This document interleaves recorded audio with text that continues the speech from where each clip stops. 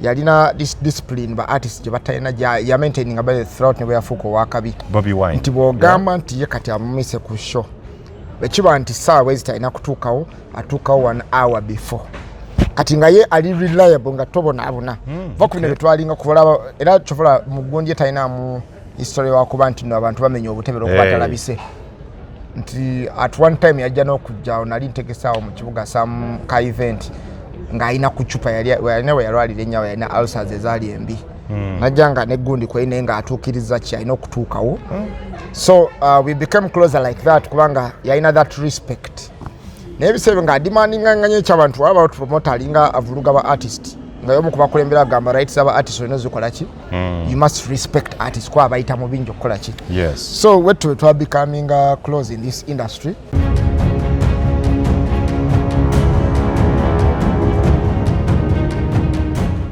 Speak to me about that relationship wetandikad.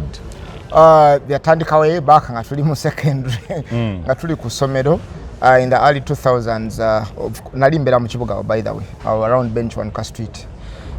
Of course there was a place wagulu wa park Vegeta Park View nga waba entertainment every Sunday. So I had a friend ku somero yangamba waliwo akafuwali katero genda waliwo entertainment twandigenze tukulaba wano tubeera mu break utero tuwamuko bakite tugendawo ngamba bananzikiriza ewaka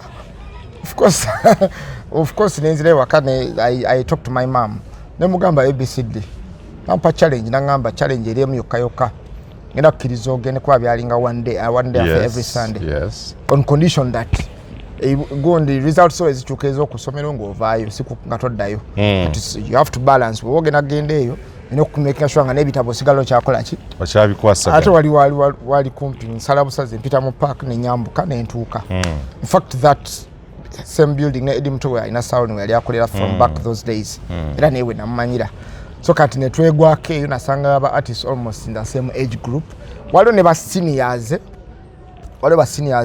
the likes of Bashanks baragadi bani kati nga boye batuuka ffe basuka ne batuze ebbali but of course ffe kyetwakolanga otuukawo mangu kati amanya ge nasangawo of course amanya gali prominent mu bato kuba ffe abasinga twali ba student it was BobiWine and Master Parrot waliwo gwe bayita Mosh yali wakabi ebiseera ebyo lwakuba his young brother ate gwe nali nsoma naye eyantwalayo baliwo bangi the likes of Phase Ranks Kid Fox, Gentle.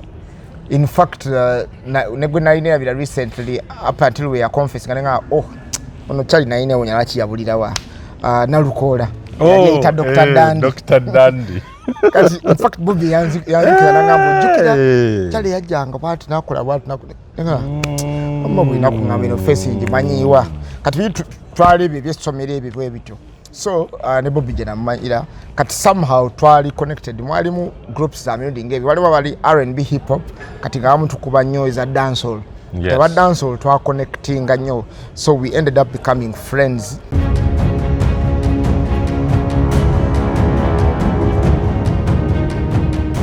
Ti fa abantu abali mu media tulina power Mushoyo ne yali yacheza. Yes, nekoro yali special bumper special yali ya Saturday, it was a Saturday.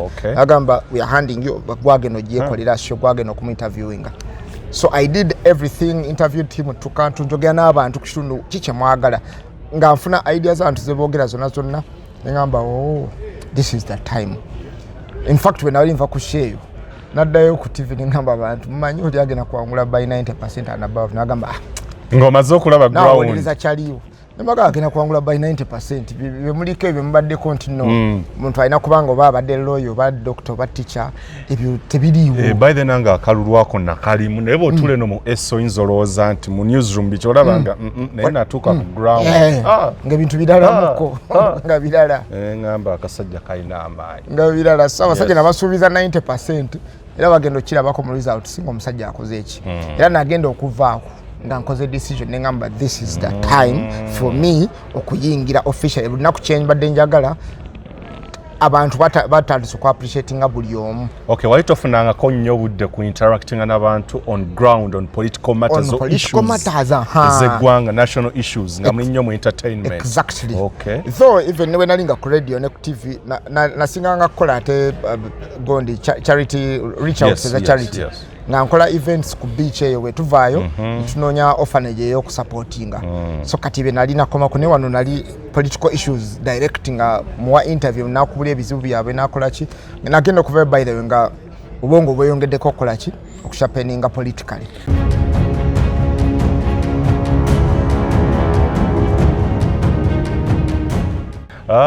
Kyakyakuwaliriza joining a struggle, Mr. Mosh? For years, by the way, it's been a dream as well. Ebintu ebadde nkola ebadde byanjawulo binayina mu plan zange ng'omuntu manyi abantu abasinga tatanya okubeera gye bayita career path. Nagirina naye ndagiplanninga from nga ndi muto ngamba media that one I must oba njagala basikola ki saagala of course which I did. Of course ne leadership because mu family tubadde mu leaders bangi nnyo historically okuva ku great grandfathers mwali mu leaders ba chiefs so family mwe abakulembeze bangi mwali muko ne regent wa Kabaka ne mubera mukwere yali gondi yali financial controller wa Buganda Kingdom mbadde muko ne ba some mayors mbadde muko ba MPs mbadde muko ba city councillors. You're not here by mistake. I'm not here by mistake. Mwe kiri mu family and my family still is highly political like emboze za bulijjo wezigwawo try tunyumya nnyo politics nga tujja but of course ekimu ku byannemesa okubanga sajja a bit earlier manyi waliwo kinyuma nnyo n'ogenda n'awantu nga musharinga ideas nga n'awantu ogenze toli nnyo mupya toli strange. So abantu abaliwo before abapushinga struggle the likes of FDCDP nga siraba any connection siraba any likability siraba shared values siziraba yotandikirewa oddewa so but okujja okutuufu kwennyini kwajja nga maze okulaba opportunity ndabye abantu bemmanyi obulungi bentegeera abantu abetushalinga nabo values. Weesiimye mattu oli wa mukisa okukira abalala omugugu gw'ebizibu by'ettaka gukutikuddwa Brand Property Services Limited ku lw'ettaka eritaliiko nkaayana ennyumba eziwedde okuzimbibwa wamu n'ez'okupangisa apartments ez'okupangisa wamu n'okugula mu mawanga ag'enjawulo okuli Uganda, Kenya, Bungereza, Dubai, America wamu ne Canada okuddaabiriza ennyumba oba ebizimbe byo property management n'abasaveya abakugu abatakufere twekwate ku nsonga zonna ezekuusa ku by'ettaka nga kw'otadde n'okugobera ku kyapa kyo kati pazo y'eby'ettaka ebadde kukaluubiriza egonjoddwa bw'okwataganye naffe tukubire ku noti 703 824 noti 79 oba noti 773 26 588 noti oba otusange ku MT House omwaliiro ogusooka room 5 ewazana ku Entebbe Road okuliraana ekizimbe kya Muguluma Empire tukyalireko ne ku website yaffe www.brandpro.co.ug. Brand Pro Property Services Limited tutuukiriza birooto.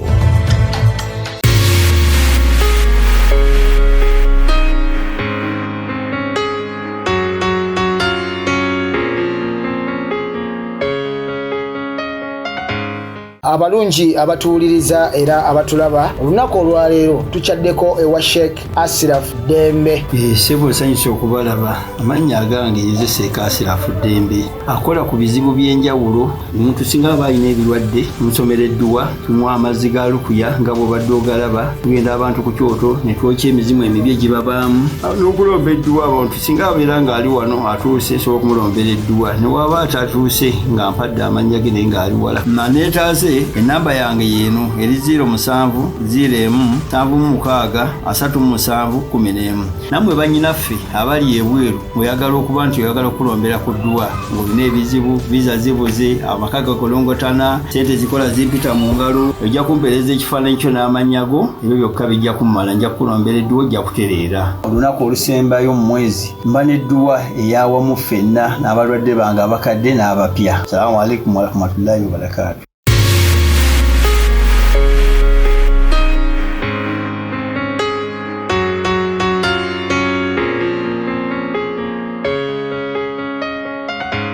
Endowooza wamu n'ebigambo ebyogerwa mu pulogulaamu eno bya muntu ssekinnoomu akyaziddwa wabula tebikiikirira ndowooza wamu n'okutegeera okwabaddukanya omukutu guno oba abo abagulangirako osabibwa okuwuliriza n'obwegendereza okusobola okwesalirawo ku mulamwa guno wamu n'ebyo ebiteesebwa weebale kulaba mukutu gwa Uganda Eyenkya.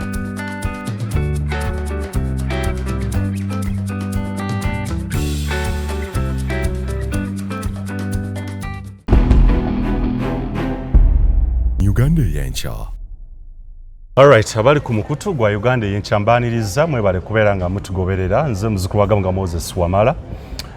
Ndine Honorable Lord Councillor LC5 Makindye East, omukulu Mosh African Sendi, yes, abasinga gwe tumanyi nga Mr. Mosh.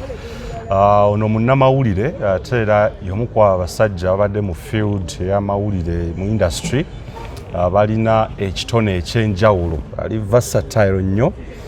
2021 yayingira elective politics, yes, okuva mu mawulire. He's one of those journalists actually abavaayo ku leveraging the opportunities as politics byaliwo ebiseera ebyo. Musajja munakibiina ky'NUP, musajja wa struggle. It's my first time okutuulako naye twogerezaganyemu ku byobufuzi. Ate era he's vying for a bigger position actually. Masa we tulaga okujja ku parliament. Njaga tuwayemuko naye emboozi struggle ibadde ku City Hall in his first term.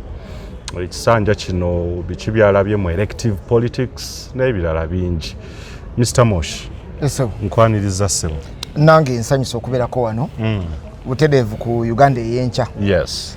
Title njagadde nnyo by the way, oba erinnya lya channel ndyagadde nnyo. Uganda Eyenkya lizaamu hope. Yeah, very good. Ffenna twagala Uganda Eyenkya, so kakiba kirungi nnyo kubanga ntudde ku Uganda Eyenkya. Yes. So namusize kuba tulaba sebo. Batulaba mwenna ku Uganda Eyenkya okusinziira yonna gye muvudde mu nsi zonna okuva ne Uganda. Abantu be Makindye East, Makindye Division yonna, abantu abalaba from the diaspora, manyi ebiseera ebisinga babaako ne kaddata nga kangi okusinga ffe wano. Abalaba from the UAE, Emirates zonna eziri awo, abalaba from Europe, abalaba from the US, abali mu Asia mwenna mbalamusizaako. Mubale okubanga mugobera ebintu ebikwata ku ggwanga lyammwe. Era gwalaba webale nnyo okubanga oyagala nawe Uganda Eyenkya. Yes. Uganda etweyagaza, Uganda eyagaza buli omu. So mwebale nnyo kubanga mutuninga. Do you miss radio, Mr. Mosh? Many people miss you actually. I'm part of those people abakusubwa ku evening rush. Your show yali ey'amaanyi ne kati nzikiza y'amaanyi. Do you miss radio? Because I miss you on radio. Of course I do. Of course I do. Radio has been my passion kubanga ndi muto ddala ddala nga n'emyaka nga 5. Nga n'emyaka nga 5. In fact as a kid when nalabanga radio zino ezedda ze twalinanga wano mu muzindalo waba some sort of a reflection. Kati ngala reflection ya sama nga ndoza abali mu reflection beboogera. So nakula nina passion eyo ngamba anjaga kubeera abantu abakola ki abali mu aboogera. So I definitely miss radio. Nakola bingi nnyo okufuukulaba nga ntuuka ku radio. Nagitukako nga sose nagisomerera by the way. Okuddayo okusoma anything professional nagisoma natandika dda n'okukola. But of course I do. Beerawo n'ogamba kati waliwo some things you need to talk about. I should be on radio ngambi pushing okukola ki obyogerako naye eggwanga lye tulimu Uganda liri unique nti seiteeka lingana kola ku radio by the way nga ndi wano. But somehow environment n'embeera ekuforcing era embeera yanforcing okukola ki okuva ku radio ne ku TV nga seeyagalire naye of course nagamba I went for a bigger cause. Cause eyogezaako okukyusa because cause naye nsobola ogikola naye kumpewo ne kumpewo you just talk. Newano you have an opportunity to talk or implementing to create those laws ze bakola ki ze baagala. So time kajjanyira almost recent nayaga no genda ko ku radio ali empita ngamba oba ngine nkole at least one show a week manyende tigolira kikusika ngapulya kinsika ngamba ne kaninde mukone mebali tira problem balinga boso wenyimiridde awo. Chacha kwalirizo joining a struggle, Mr. Mosh. For years, by the way, it's been a dream as well. Ebintu ebadde nkola ebadde byanjawulo binayina mu plan zange ng'omuntu manyi abantu abasinga twatanya okubeera ne gye bayita career path. Nagirina naye ndagiplanninga from nga ndi muto ngamba media that one I must oba njagala basikola ki saagala of course which I did. Of course ne leadership because mu family tubadde mu leaders bangi nnyo historically okuva ku great grandfathers mwali mu leaders ba chiefs. So family yamwe yabakulembeze bangi mwali muko ne regent wa Kabaka ne mubera muko ere yali Gondi. yali financial controller wa Buganda Kingdom, mbadde muko ne ba some mayors, mbadde muko ba MPs, mbadde muko ba city councillors. You're not here by mistake. I'm not here by mistake. Mwekiri mu family and my family still is highly political, like embozi eza bulijjo wezigwawo tunyumya nnyo politics nga tujja. But of course ekimu ku byannemesa okubanga sajja a bit earlier manyi waliwo kinyuma nnyo n'ogenda n'awantu nga musharinga ideas nga n'awantu ogenze toli nnyo mupya toli strange. Yes. So abantu abaliwo before abapushing a struggle the likes of FDCDP nga siraba any connection, siraba any likability, siraba shared values, siraba yotandikirewa oddewa. So but okujja okutuufu kwennyini nnyini kwajja nga maze okulaba opportunity ndabye abantu bemmanyi obulungi bentegeera abantu abetusharinga nabo values. Of course waliwo campaign yatwala His Excellency Robert Kyagulanyi Center mu Parliament. Nali nkyali mu media. Nali ku Spark TV.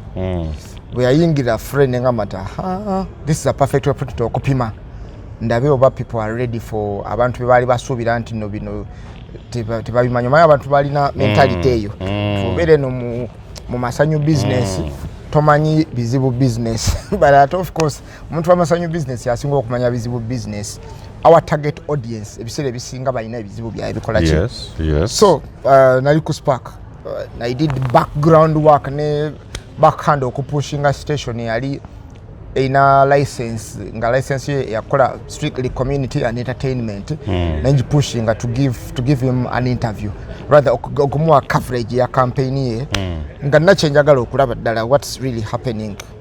Of course taking quite some time never man ba approving and bagamba I convinced them since the person yesimbewo is an artist nga agenda kwesimbawo so tugenda kikola in that angle there's a big artist joining politics.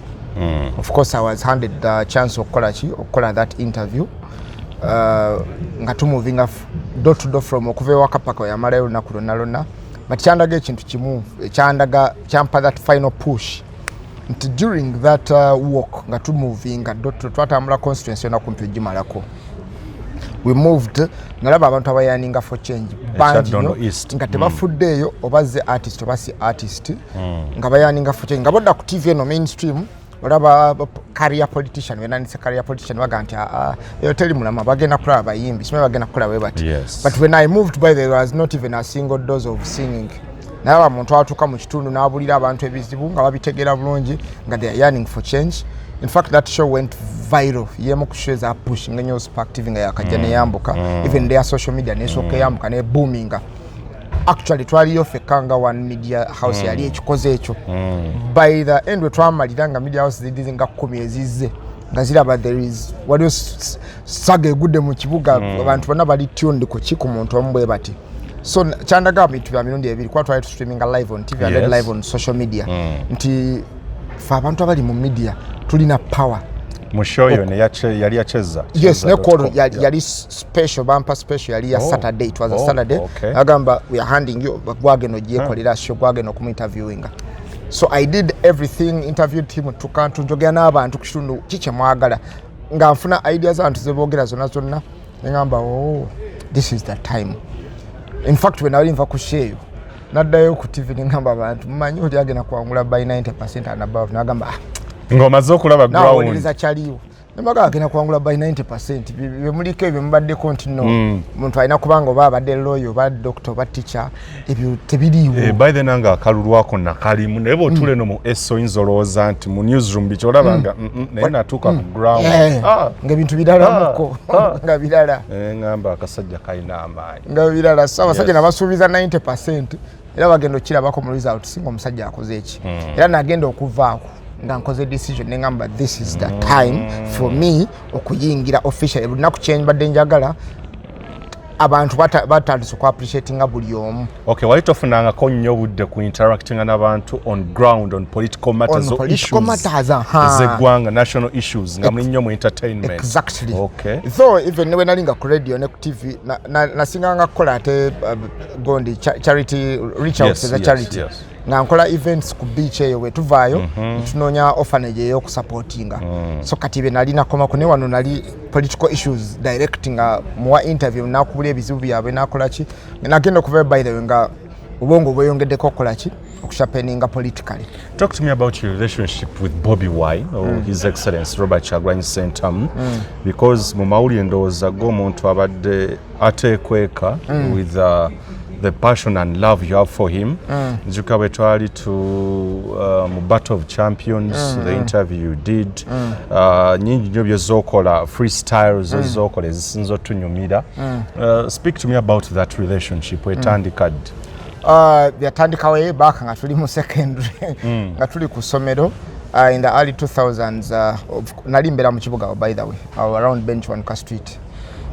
Of course there was a place waggulu wa park bagita Park View, nga wabawo entertainment every Sunday. So I had a friend ku ssomero yangamba waliwo akafu wali katero genda, waliwo entertainment, twandigenze tukulaba wano tubeera mu break otero tuwaamuko lwaki tetugendawo. Nengamba bananzikiriza ewaka. Of course nenzira ewaka. I talked to my mom nemugamba ABCD nampa challenge, nangamba challenge eriemu yokka yokka ngenda kukkiriza ogende kuba byalinga one day after every Sunday, on condition that gundi results so ezikyuka ez'okusomero ng'ovaayo nga toddayo. You have to balance. Bw'oba ogenda genda eyo olina okumakinga sure nga n'ebitabo osigala okyakola ki, okyabikwasa. ate wali kumpi nsala busaze mpita mu park nenyambuka nentuuka. In fact that same building ne Eddie Mutuwe alina salon we yali akolera from back those days, era newe namumanyira. So kati netwegwako eyo nasanga aba artists almost in the same age group. Waliwo ne ba seniors, the likes of Shanks, Baragadi, VDD, kati nga boy batuuka ffe basukka ne batuza ebbali, but of course ffe kye twakolanga otuukawo mangu. Kati amanya ge nasangawo, of course amanya gali prominent mu bato kuba ffe abasinga twali ba student. It was BobiWine and Master Parrot. Waliwo gwe bayita Mosh yali wakabi ebiseera ebyo lwakuba his young brother ate gwe nali nsoma naye eyantwalayo. Baliwo bangi, the likes of Phase Ranks, Kid Fox, Gentle. In fact ne gwe nali nerabira recently up until we are confessing nga ono kyali nayine onyala kiyabulirawa Nalukoola yayita Dr. Dandi. Kati in fact Bobi yanzikira nangamba ojjukira kyali yajjanga bwati nakola bwati nakola mama bwina kungamba ino facing manyiwa kati twali ebyo byesomero ebyo bwe bityo. So ne Bobi gye namanyira kati somehow twali connected. Mwalimu groups za music ebyo waliwo bali R&B hip hop kati nga muntu kuba nnyo eza dancehall. Teba dancehall twa connectinga nnyo, so we ended up becoming friends nga twesanga nnyo mu bifo bw'enjawulo bi trans days of course nga zezikola. Tugenda n'essomero lyayise trans day netulumba netwegwako netwesangayo liri lyakozebwa eriti. In fact at one time the late DJ Ronnie wa Capital yali ku Lumumba Lumbox nga bakoze entertainment versus other halls Makerere. Kati batuyita ng'abacuba tugende nga ba student nebe bayita tuli mu S3 mukyali mu high school nga lakwaraga tukuba mungi nnyo nga munene nga bali abaana bali ku campus bali nnyo mu mimes bino tebakola live maloboozi. In fact Ronnie n'atuyita yayita it was me, BobiWine and Master Parrot. Batuyitanga nnyo almost in the same court. Kati ze kyenagattangako nalinga MC as well. So kati ngera awamu ne basigenze kubalaga at least ngenda gena ngani nga MC. So I remember that experience tugenda ne tukuba ne batwagayira Lumbox ne wangula by that competition. Ronnie nasanyuka nnyo n'atuwa kasente definitely. So kati awo twagenda to becoming close nga now nentuuka nze personally entertainment namulimu for bintu bibiri. In fact after 2 years okuyingira the entertainment, that's when my mom passed on. And then sigala nga I have to of school fees nze nomweyiiza. I'm a firstborn, I have some siblings abato. Kati awo nayingiramu n'ekyokutegeka ennyo okuteka school tours, school holiday makers.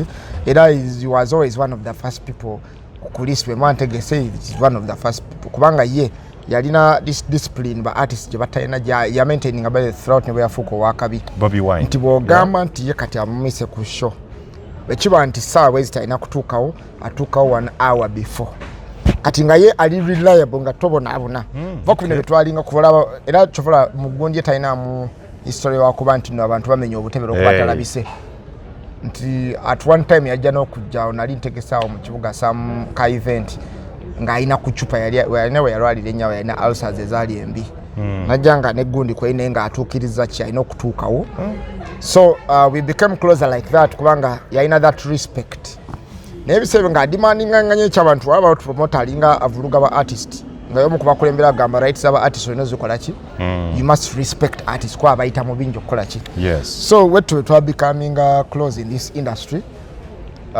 of course nze nga jani yangu ogimanyi nga bwe nagamba yali etunula nnyo ogenda mu media nga kimu mbala njagala kukola ki kushinga ngenda mu media kati ngeno music I know I can do it nenga saga mu much concentration because bintu bya mirundi ebiri once you send music you have to give it 100% once you send media 100% bogeza ko be balance nga bikola bwe biti so that's how we got close and tubadde mu events nyingi ezimu zitegese ezimu bategese ne bampita nembanga MC njukira ne Luwero waliwo Red Banton we yafukira star Red Banton yatusookayo nga wakabi ne batuyita Luwero ku event kuliko nze wakwaliko Viboyo Kid Fox n'abalala ba artists nga 10 Toolman Black Boy BobiWine katred omusajja promote yatuyita yayita lanze show ye bulungi tutuuka Luwero wetuti tubeera ku drive eranga shone nga abantu bakitegedde buli katred bantu omusajja ateli akafuka star n'ebintu by'okwambala si bintu byennyo kati yali yayambalidde nga bw'ayagala ate yayita Red Banton akasajja sajja ffe twalimu eswaga lingiko nga tadde mbiri ebikola ki ebimalayo katwalinga ku drive nze nga njaga nnyo okuwuliriza community egamba ki amulaga nti mpuli abavubuka na Kampala bannange kati oba balonze kasajja kikano bakaleeta batulime nti Red Banton nengamba bannange kino kigenda tulya abantu balowooza tugenda baffe tubalimba twamugamba Red Banton sigala tobeera ku drive ffe katugibeereko ffe abatali nnyo bakabi tugibeereko ffe tupushinge bakulabire ku ki ku stage so kati eyo show era omusajja promote abantu yafuna abantu bulungi nnyo Red Banton nga big star yali amupangisiza hotel yasulamu ffe actually twasula mu hall ku bumeeza olaba nga kala akantu ketutuddeko basula ku bumeeza kino kiramba tuwaye nga tumukoledde eriiso ani promoter so experience zibadde nyingi nnyo zetuyisemu eza entertainment but of course fenna passion gye tusharing nga tubadde twagala passion ya entertainment industry gibuilding nga tulabe nga artist atuka ku stage nga aweebwa respect in fact kisanyusa nnyo time enze wenda ba artist kati nga aweebwa respect bamuyita bamuwa entourage oluusi baleta emotoka muno nabakola biki benna that was an effort twatandika nga tuli bato tugamba let's shape this industry oli promoter beebuzaabuza kati kizibu nnyo okutaba promoter nga akola ki nayeebuzaabuliza ku artist ati samanyina omuga ateeka ku bank account twogera bingi kasazi okulinnya ku stage zisooka kugwayo nzaagala zikoze ki sirinnyayo lwali lutalo it was war okugishapinga industry ebeere ng'ekola ki ng'etuuse bulungi so the connections zetubadde nazo ezo over the years biki byolabye mu elective politics what have you observed what have you witnessed nga one nga munnansi ate nga munnamawulire kuba kati ffe tugenda ebuziba we observe lots of things ebintu abalala bye batalaba biki byosanze mu byobufuzi bino ebyokulondebwa nga tetunajja ku KCCA elective politics mu Uganda first of all yafa nnyo yanooneka nnyo okomparinga n'amawanga amalala nze following nnyo over the years elections ez'amawanga amalala in fact eza US okusooka okuzifunamu nnyo interest azifunamu ng'Obama ajja okuviira ddala ng'ali mu primaries there's a black man creating the wave era naye nakayanako n'abantu bagano eyo bwino bagenda mulonda ne baga basobola okuba omuddugavu but of course now I watched everything wagoberera nnyo yajja social media egenda ekwata bukwasa bwatyo in fact tuyinza okuyita the first social media president wa America nti movement y'abaana abato yakigula nnyo batambuza nnyo nengamba this guy agenda kukola ki agenda kufuuka no president mu byokusaaga wadde America bagamba tebaagala baddugavu kukola ki so we nagenda mugoberera nendaba nentandika nenyingira owawano difference nene nnyo nti eri abantu leader bamutwala ng'omuntu azze okushapinga n'okukyusa obulamu bwabwe meaning kyovola bakola ne fundraising bakola fundraising baba mulinako nnyo stake y'amaanyi attachment y'amaanyi naye abeera ne gundi eri zeal ne urge okukola ennyo But when in Uganda, it is the total opposite. You are the one to fund the people you're going to serve. Why is that so? Because abantu baavu agogo mazima. Yes, kikyamu si kirungi kubanga ekyo nkimanyi kyekisudde ba politicians abasinga mu nsobi agamba nateekamu ssente nnyingi nnyo bw'atuuka eno bw'olaba nga bakukuta akwata ekikumi akwata ebitaano akwata akawumbi akwata ki because yakulaga nga investment gye yateekamu. It should not be like that. It should be nti abantu bali bagamba tunoonyamu omuntu agenda tutuusiza eddoboozi lyaffe akomyewo those services. But kinasooka okulaba ekyo nga nyingidde mu campaign though sijja kugamba nze bampisaamu nnyo eggaali eyo kuba nalindiringa n'abantu nga of course abasinga bamu bamanyi kuba omuntu ayinza okwebuuza who funded your campaign. Yes, kuba campaign ziri expensive naye watuuka mu ssebo nga bamu bamanyi baga nti ffe twagala ddoboozi erinakola ki inaatuka so erinnya liri lyakuyamba naye ne liyambako ne bagamba twagala ddoboozi erinakola ki erinaatuuka. Of course you have to teekamu olina okukuba ebipande smart t-shirt biki byani and still you have to spend money to so I know there is a group of these women you have to talk to them ba facilitating bavudde gye bavudde bavudde ku mirimu gyabwe. So difference enaabawo nti elective politics wane e Uganda yafa nnyo in that abantu batuuka abamu in fact ekimu kina notisinga nga ntambula era nakigamba n'abantu nakipredicting nga you're going to find very many first time voters in 2021 abaze because there is a new candidate first of all arriving well with their age kati abalala ate abaluddewo abasinga they are going to step back and that's what happened. Natuukanga ng'okera ku makya n'ogamba let me say an example of Kansanga nenga kati genda Kansanga I'm going to move in one zone one zone like is a village njitambulemu ngende meeting abantu ab'enjawulo.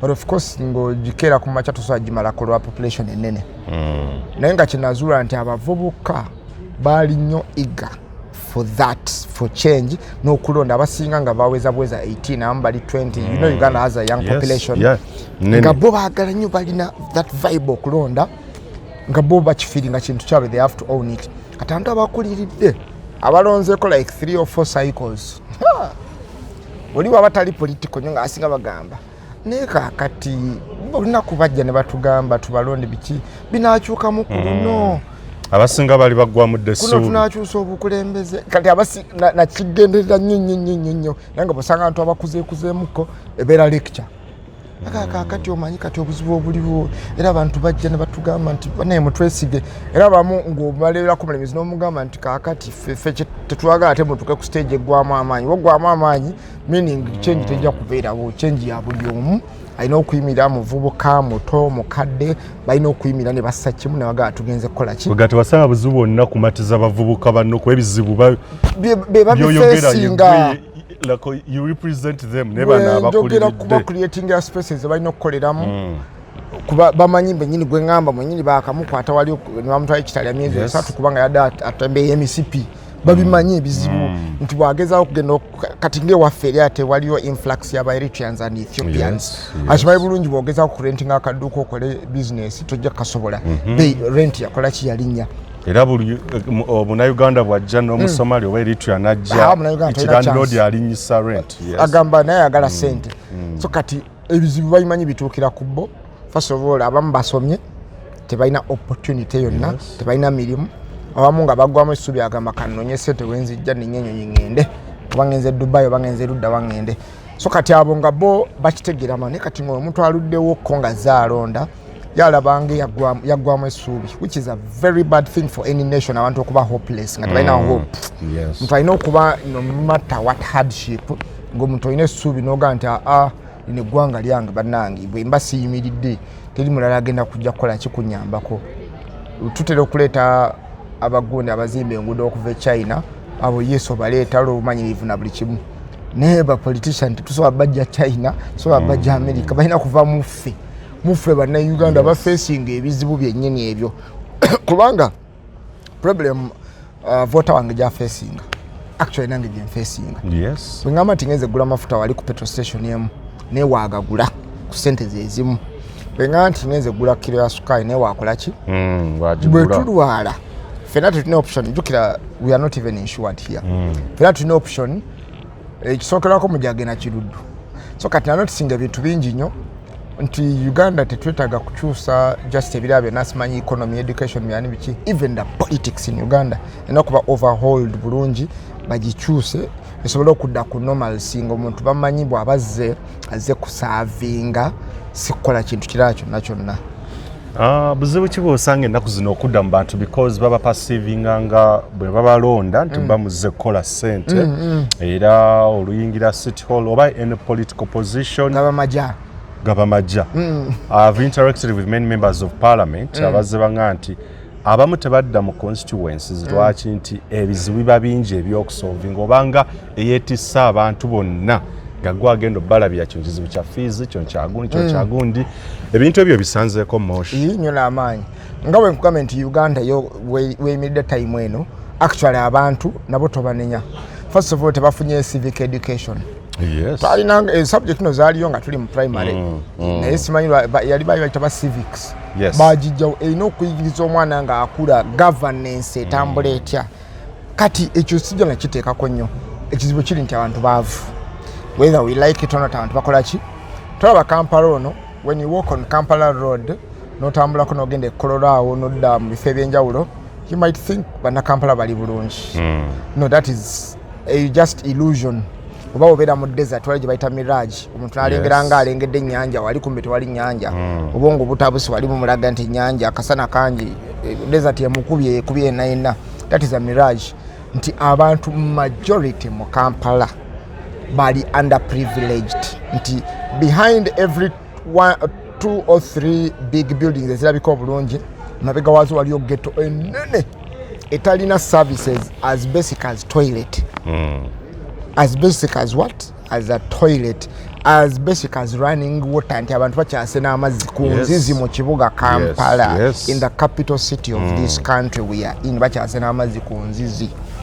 So bw'omala okwetegeeza ebintu ebyo byonna abantu tosobola banenya lwaki bali bwe batyo bwe balaba omukulembeze nga zze omukulembeze obeera nga government mu kitundu kyo nti expecting okukola ambulance services antenatal services employment offering education skilling na buli kimu endata olunaku singa nkwazikamuko ku simu yange nolaba messages n'amasimu nga problems as little as nze ndi kirudu n'ekyokulya tetulina okuva ku makya njagalayo omutwalo problem of nze ndi eno mu Katooge gaba njagalayo capital ya mitwalo 2 ate sindeka wali Lumonde ne Muwogo kati abamu bamalako bafubutuse misinde naye ate enjawulo eriwo nti fa local government abali mu local government wano kitukosa nnyo cause first of all we are poorly funded. Yes, we are way poorly funded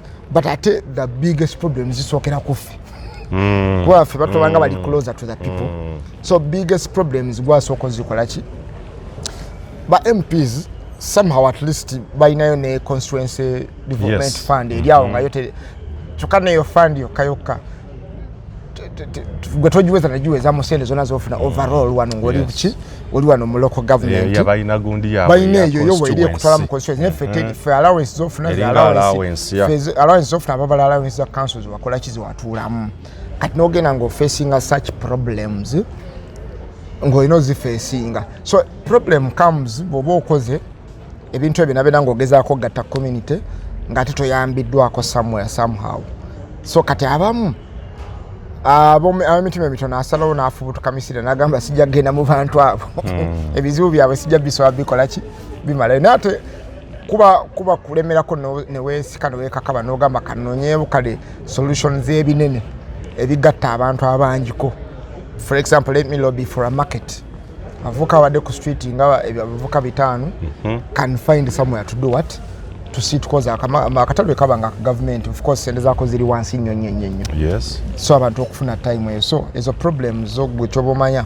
buli position as facing but local government simanyi lwaki yo bagikotogera intentionally because yo tetya kuyisa bintu be impacting the longer stay of the regime. I do believe. Yeah, my research leads me to abantu nga mu Lord Councillor abali directly elected amazima tewali sente.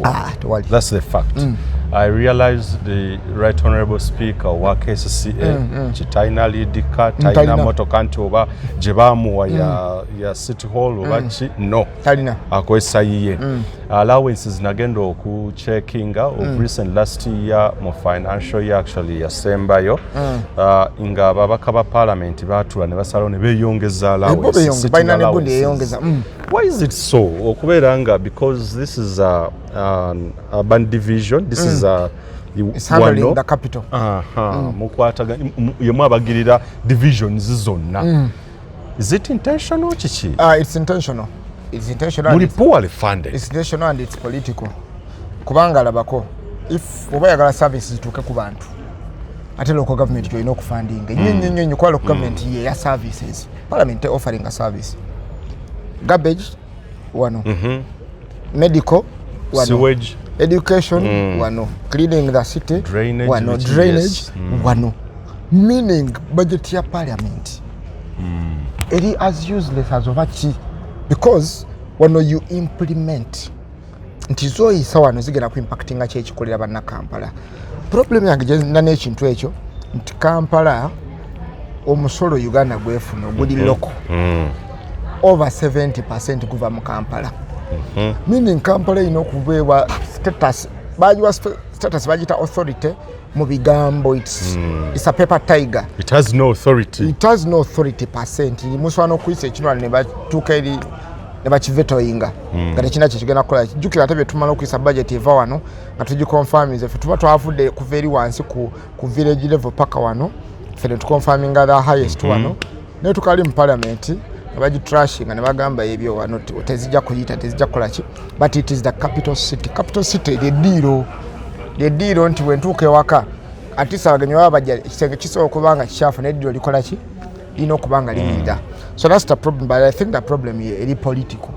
Mosh, tulakawo ne wejjusa because you promised people ebiyinza okuba wabasuubiza during the campaigns ekiwaliwo natuuka nga sikya followinga nga ndi ku campaigns za MP n'abalala naye naze na followingako ng'abantu basuubiza ebintu ebitali bimu. However simanyi oba wali okitadde mu mind nti budget allocation ey'ebintu bye wali yogerako eri wansi nnyo. Cases endoza local government eri poorly funded zonna. Yes.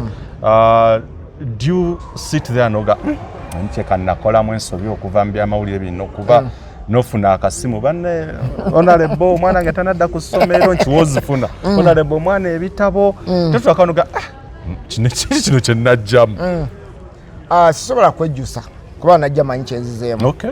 Kyova I was even ready to lose. Na ine emirimu nga giri stable and secure by the way. Nga waliwo job security nga ate wamundina ku management level. Naye this is a calling I've had over the years. Eno calling by the way mazima gali nti calling ya politics. Bw'oba ogijjamu for personal benefits tunezikola zitya this is not your job. Uli mu kifo kikyamu nnyo. Naye oba ojjangu ina that passion nti I want to serve. I want to add a voice. I want to add something onto the community. Awo eno jja amazima gali nti obanga ze ku byobwannakyewa. Yes. Buge mazima bwannakyewa you must be ready okukola kyonna ekyetaagisa okwongera ku community yo. Kubanga okwejjusa okwandibadde kujja singa nali mu ggwanga lyesimanyi eggwanga ndimanyi ate bwe mandimanyi ate ntule butuuzi. You understand? Because when you look around n'okuba torch boti weebuuza n'ogamba if it is not me then okitegeera? Yes. N'ogamba bima kati na ideas enajja nazo ze nina zengezako pushinga good thing ezimu nezimana ezituukirira.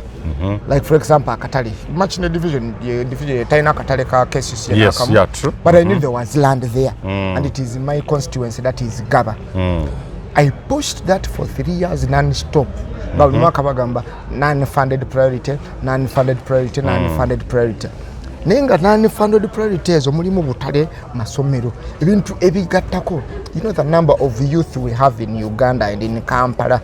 Kampala officially is the youngest city in Africa. Yes. According to World Bank.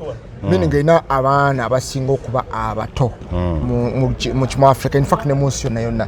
Kati wemanyi ekyo nti abasinga ba youth beetaaga ki ba youth ebisinga obungi betaga skilling kuba bagezaako from education omanyi wekomya tekugattako kati betaga skilling mu bintu ebiri practical the way you see nti mu China osanga abaana okuva wansi bayiga masibo bayiga okukola ki betaga skilling naye omala skilling banabitundawa betaga spaces baita work spaces okukoleramu so I pushed so hard for that market ekyayamba nti no years later World Bank nekkiriza okufunding its last project yagikeme kuba yagoba Uganda naye na project ya Esembayo nga akatala kajiddemu kali approved kalina okukola ki wafunira omukisaawo ofunira ngati katale ketulwanidde ebbanga ino nakakoze eki kati some of the promises that take nesibanyo by the kuba youth because the population wogikebera ya 2014 je tugenderako unfortunately je tugenda okugenderako even mu kalulu akadda kubanga eri yali the worst ever census nti yali eraga numbers nti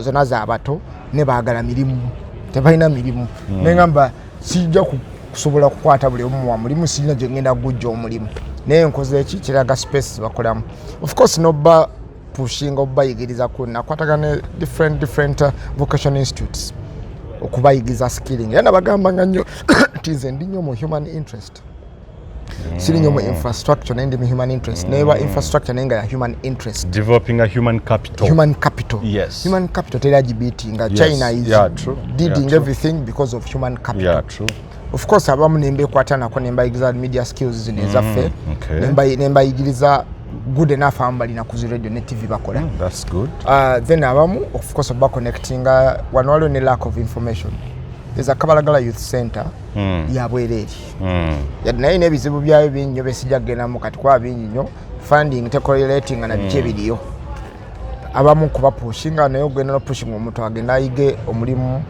nenga ate sometimes gwena no mwana transport ukitegera bulungi nnyo so kati byonna byenga bibadde tuyinza bituuka 100% but ngabo binali promises era nabagamba saagala kupromisinga gulu nansi koze eggwanga etulimu ndikola ki ndimanyi nenja kusika ebyo byemmanyi ebikola ki byensobola okuteeka kama surviving zotya transactional politics olw'ensonga ebintu byonna byoyogerako okusurvivinga n'okubeera nga abantu obenywerezaamu okubeera ng'oli relevant because togenda kutuula wano ku city hall wekka togenda olina okuddayo owulire ebirowoozo byabwe era kyenanoonyereza last year kyantuusa ku kulaga nti ababaka oba abali mu bifo ebyobukulembeze ba ending up pressure eri mu constituency oba mu bifo mu bantu bali badduka emisinde bye bamaliriza okukima ssente zino okukomekerezebwa nga baguliddwa up to now have you survived that Mosh omanyi okusurviving ekyo ina kubanga first of all nze nane njagiyita advantage amba gita disadvantage nina gondi first name recognition and if I'm to engage myself in anything underhand tulina office yojja kutuuka mu bantu ojja kutuuka nga tobakumanyi now once you get into that kind of scandal ejja kublowing nnyo out of proportion nensawo nengamba kwanza nina ebintu byokuprotectinga emirundi ena I have to protect her name gyenkoledde for over 20 years. Yes. Nti njimaze mu media ne mu entertainment industry nga serious scandal net. Okitegeera njimazemu nga sijirina. Ningamba there's no way I'm going to spoil it nga ntuusa wano because you want to spoil it go engage in something omanyi in this era of social media and cameras. Yes. Engage in something ensejja kimanya ne bwone kwekete ekisejja kikola ki ogenda okuvaayo ki defending ojja kuvaayo defending amasavu bagala bagali kuno wegati ngojuda amasavu o defending ebita defendingibwa negamba why ekyande tankikola ki kimanyi bulungi nnyo kati ekirala industry bbiri zenvaamu nozi protectinga omanyi nasoma bachelors ya PR. Oh, okay. PR batunyumiza nnyo ku image. Yes. Batusomesa nnyo ku image and branding. Branding, yes. Image ya kamogo kaba kamu kayinza ogita ne kagikola ki? Ne kagisanya. Ayina otekamu sente empitirivu okugiza okugezaako gundi damage control. Exactly ng'okoze damage.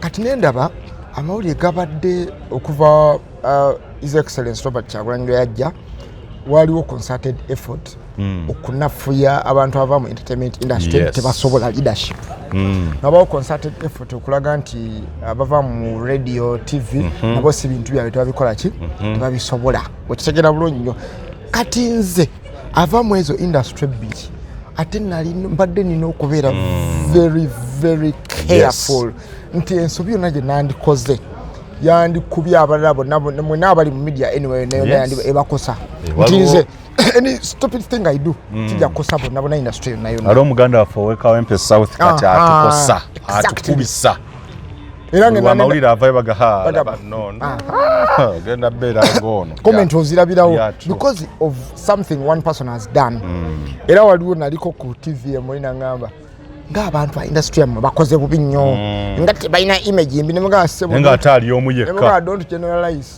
ne mugamba kankulaga example Ssenyonyi Elope kati yali ku TV nze akulira kokasi ya NUP wano nali ku TV in fact wali under the same media house ya Nation Media otulanga Kisebo olaba bannaffe baatwesiga abalala natukwasa ebifo ebyo so kati sagala tuteeke mu examples oli eyakola ebyo n'abula nadda mu actually ndozi yaka disappointing ali omu kuba bassemujjuje bali ali mu observer daily monitor era bonna nimba mu example ezo ndoza bet numbers bakireke mwe balina abalala banga bakola nga baba speaker bani akyali omu naye ndoze ajidde mu kaseera akakambwe nnyo mukadde akakyamu kati muganda ngezambali yavudde nabaga laba kazibu exactly nga bannetu ayina okutereza ebizibu bitali bibye ebizibu si yabikola mu mbi ezitali zize ayina gudde mu mbi ayina okuyonja kati mu PR experience yenafuna yeeyo nti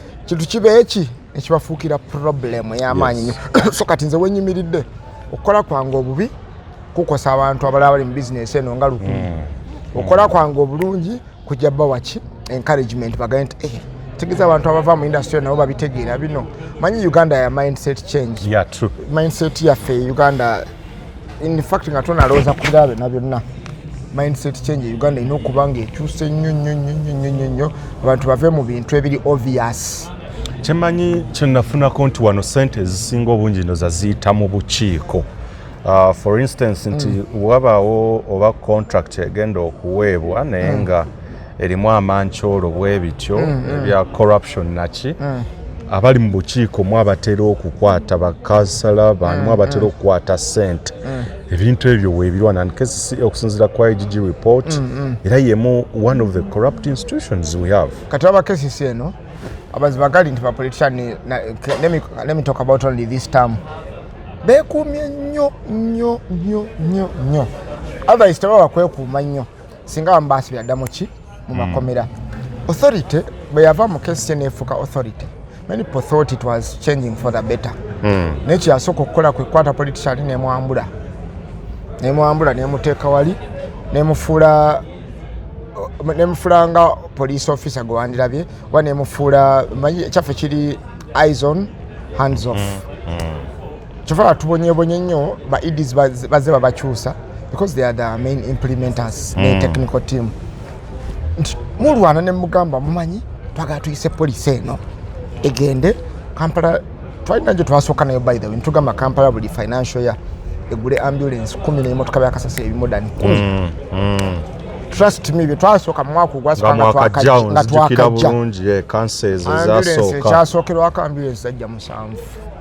2 years later nga twagamba kya every financial year ebyakasasiro byajja 3 years later byajja 210 mate muyingide emyaka 3 mama kituukiriza ekisanja awo kitambula netubuuzaako ebibuuzo sente lwaki tezakola ki of course obuuza ebibuuzo n'okoma oluusi n'oliva nako IGG report or the auditor general's report bwe zijja nga zikwata kesi ezina okumala etuuke wano eyingire ne mu council we discuss it eyo tusabye eri neefuuka ekizibu terabikangako mu gundi kuba yalina implications zingi in fact ayagala okumanya ebizibu byawano auditor general's report kebera mulabe ekulaga sente wajje zibulidde mwalimu at one time sente zagenda for furniture nga obazaali over 20 billion nga ne furniture bwomutundako oyinza okuseka n'okaaba osooka n'oseka nti this is funny ate n'okaaba this is my money going naye abantu balina akantu ke bayingiramu balowooza nti bawulira nti babeesereza gavumenti balowooza bazaani sebo zizo ziwaguzeeko omunnyo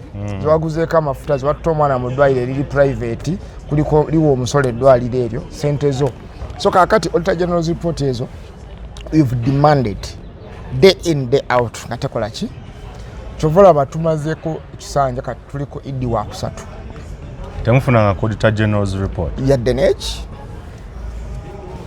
kati fe omulimu gwaffe in fact ekigambo ekituufu kesi obagikola nebagifula authority nefuka backing dogs kyokka ekyewuunyisa mwogera nnyo naye temusobola kuluma ate ina amaanyi agasukaawo togalina naye kekini okimanyi togalina agasukkawo awo togalina in fact bw'oyogera nnyo n'okuba DPP alina okujja ne IGG ne bajja ne batwala omuntu bamutwala ku poliisi tebagenda kujja oli comrade we tebagenda kujja binza okusanga baba assigning baava bosi waabwe y'omu birimu n'abantu abalina ne ba godfather wano ngomukwata kubagamba gwowedde oyo godfather wooli noyingira kansa eyo era ennaku ezimu ze twekyanzi ne tugenda na physical ekyembi nti ate media mainstream media kyoba sometimes njagala nnyo yeetegereza ebintu bino ekyembi we tugenda physical they highlight the reaction they don't go to the cause they don't come back okuviira ddala ku kinyusi lwaki abantu bano bavudde ne mu mbeera okutuuka n'okuflexinga ngikyawaje mu mbeera frustration is too much oli akugambye oluguudo olugenda ewo nzukira bwe najjakawo mu kanso nga mukayanira kintu kimu contractor je ayingire yes ab'enguudo nemulemerako nenzija nenda luyimba zinga ali mu ku arrogance wano sinza mbeera wano banda mukubye okitegeera kati ndowooza olaba lwaki abantu batuuka bw'oba munna Uganda alina passion for your country actually flex nezivaayo zitaxi n'ogamba tugenda kwekuba bwekubi kubanga ebintu okubanga okufaananya olina oluguudo eri n'abatuuze babagamba nti bakutaddeko pressure mwebale kusaba bwe twagenze mu kanso nayisizaawo oluguudo lwaffe balukole ki balukole otuuse oluguudo lugamba foreigns nga kuliko ebitaala n'amataala nga gali lit bulungi ne drainage nga nkole n'obuuza oluguudo mulutandikako ddi nga waluyisa dda nesente nezifuluma ate kino ate biri ate kino ate biri kugamba waliwo time wastage bakuwestingira time mugenda okukanga ekisaanyi kiweddeko n'ebintu byemwayisa tebikola ki tebitambula era recent twateeka idiom mpya ku nninga tugamba oli mupya waakajja tetwagala repeating mistakes z'abaana ababaddewo we want to investigate even if it is investigating us up to the last coin you investigate twasabayo ne council nga tugamba twagala tumanyi tuyisa resolutions nyingi twagala percentage of going fulfillment eza resolutions ezo mazima gali nteteeka lituwa amaanyi fe babosi ba buli omu wano council is the governing body ne babosi okoma mu migambo n'omuntu go invigilating oba go supervising rather first of all atunalaba figure za salary nene ekomayiri eri alina emmotoka eriko ba security abaliko n'emundu ne baani kati gwakulabanga fala abamu temunafuna mmotoka lwa bakansa batalina mmotoka agamba akulaba alabira ddanga gwoli fala kyokka nga ate mandate yo esinga eyiye go representing emitwalo n'emitwalo gy'abantu beri abakulonda in fact omuntu atuuka no budget ne bagamba excuse us banaye fede tuli a one man appointment nze andi appointment ya millions of people. Yes, by the twogereko ekyo kyokusika omuguwa abantu bemukulembera bakitwala nga mmwe nti abataagala nkulaakulana babateera bukasa bamusika muguwa. Ye problem yegambe wano eya gondi eya political maneuvering eyo okukwata omuntu akwata omubbi n'ayagala omufula nti culprit. Okusika omuguwa if boba mu human resource wali ogenzeko mu course yonna course nti yonna ekwata ku human resource oba actually mu mawulire PR batusomesako organizational psychology. Batugamba it is through chaotic situations that you get very good solutions. Chaotic situations ezo nti kinakuba bwekiti kilomita 10 kilomita 2 kilomita meka mwina okuvaawo nga muvuddeo ne solution. So kati bwe bakwata ffe tufuna power dominating media baina budget esobola okugenda ne social media house zonna bagamba the narrative you should push is bali round balwana bulwanyi osanga n'omuntu oluguudo gwowolereza ngagane lwaki mulwana bali tamagala nkulakula n'omugamba gundi oluguudo oli kulwataka tulwana lubereke mukulu ku tobu obumbi ngabi nabusamu media nibugera media nesoka etabuka ngeba ekusiiga bweti tulwanyira ebisikando bingi wano nengola nekisikando sometimes ngena nenyiga nengaba nange abantu bano bamanyire ddala nti no bamanyani abawolereza oba tebanamanyani abawolereza kuba obeera wali nezivaako noziviirako omuntu nezivaako bwati negoziviirako alina sente ezigenda okukuba mu midia agenda agamba obayaayi abo tebategeera bebalemesa enkulaakulana twali tugenda kwekuba n'omu olumu ku gundi twalina ku CBS era ku ebyenguudo twali mu studio yatuuka ayogera arrogant linnya ali braga nti agamba abo simanyi mulaba bintu bimwatwa tebategeera simanyi bakola biki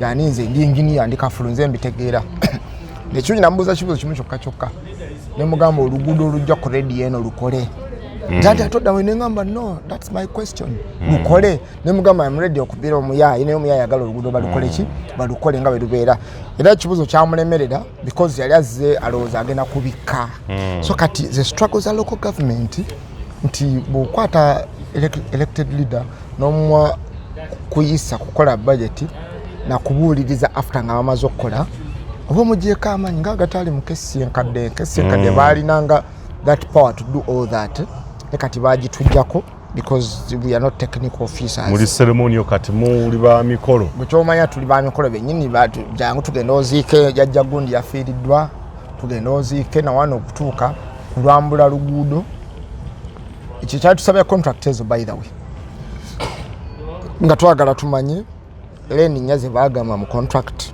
ku ground ze ziriwo obunene bw'oluguudo okuva wansi Salama Road ate yatufukirako problem fabali ya Makinde batubuuza nnyo oboli Makinde eastward eri mu west kuba abantu bafuna bagenda kirubu bagamba mmwe mukola kyeyo Salama buli mwaka bagamba Salama ne tuko mu council ne muza director yaliko wangine ne mugamba njagala ultimatum nakumeka nga mutandise Salama because it has become a songa nagamba in 1 month we are starting. In fact, I even recorded that nekateka kugundi kuliko nenkata video. Omwezi gumbwe gwaita. Mpaka nga tumaze okuva mu ensasagige twajjayo ebikonde bwebiti. That's when they started working on Salama Road. Ne batandika. Pesa eri wansi nnyo. I read about things done in China and I see the same company is there as in one.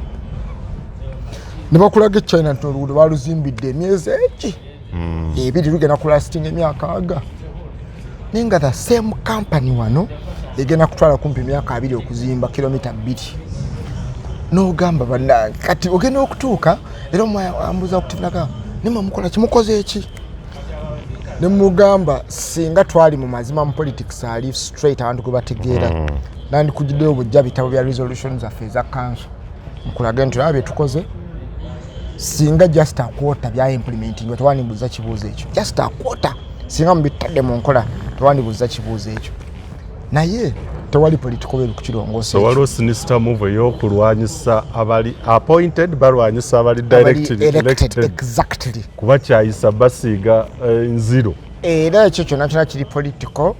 Kampala is dominated by opposition and it is dominated by NUP.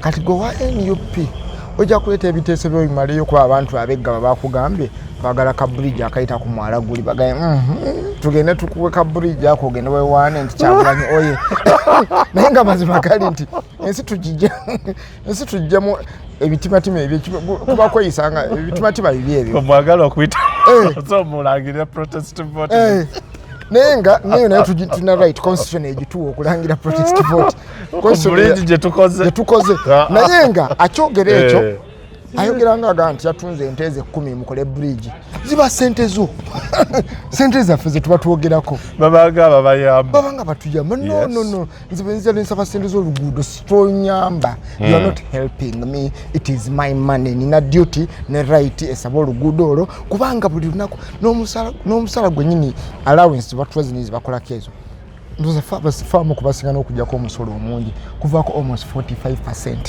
zigenda mu musolo 45%.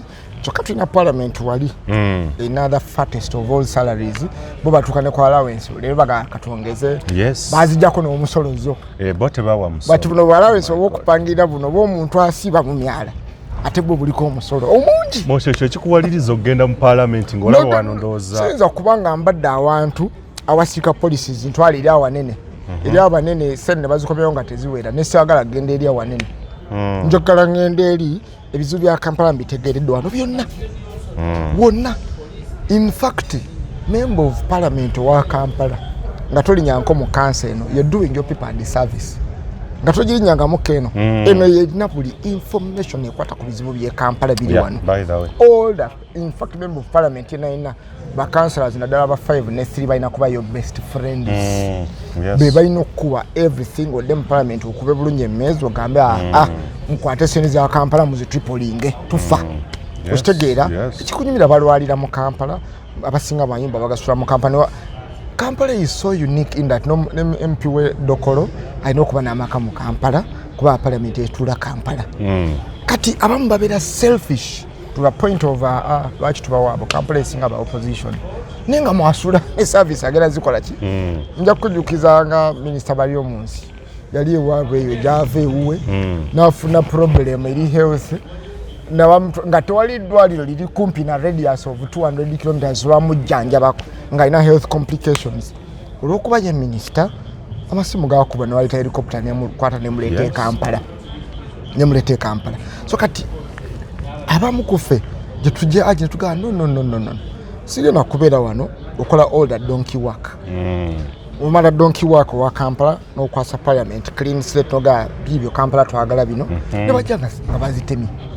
Nga bajanga bazitemi nobeera frustrated oli wa TV akubuuza mukoze ekitemera kye mukoze mulwana bulwanyi nomunga bagondise okulwana okwo musika bugu wadde okusika omuguu okwo kwavuddemu oluguudo oli lwolengera wali okusika omuguu okwo singa saasise muguu okwo singa tukyalinda emyaka nga 5 emirala fe politician tetuli permanent employees olina okusika buli kimu kipika nga kitula in fact kina kutula myaka 4 waba ogusembe guba gwa politics kino okutula mu myaka 4 ekyo kyosika in fact 3 kitundu kubanga we only swear in after 6 months nga okuva bamala tulonda we swear in so olina emyaka 3 kitundu kati naye nga ekyandibadde ekya year 1 oli akipushize mu year 2 oba osigaza emyaka emeka. Mushabamu kati balabya ddala parliament actually it's a very tainted institution right now as we speak. Very transactional. Bamu bagitaming as useless. Why would you love to go to such an institution, Mosh? Ngabe nakugambe ne politics wegana mwenyini alabikira nga ali useless. Ngabe nagambe abantu bangi abeeta monekolaga twakitulonda. True. Lwakitukola kitulonda byatamatamada. Nengamba buli mubeeraawo nga buli omwaka agamba lwakitulonda then who is going to fix? Okay. Tesige nagenda France ngambe ngaba football team esokuita coach okuva wonna naye wano tosobola amazima gali ntubemba kati mbere gaba for example ani agenda kufixinga gaba era gwe kennyini if I just sit like this nenga mata nze byantama then who is going to stand up kiringa okubeera ewaka nga gwe taata nenga okaba n'abaana ntibanaye tetulina mmere yo that oli mu nyumba abana bakaba enjala nawe okaba enjala then who is the father? So at the end of the day some people need to come up kati fabamu no kosa advantage yokuba nti no I have a platform people can listen to me. Okay. I can speak. Then what am I going to use my voice for? I've used my voice for 20 years to entertain. Then why don't I use it to serve? It is the same voice I've been using but this time it has to change.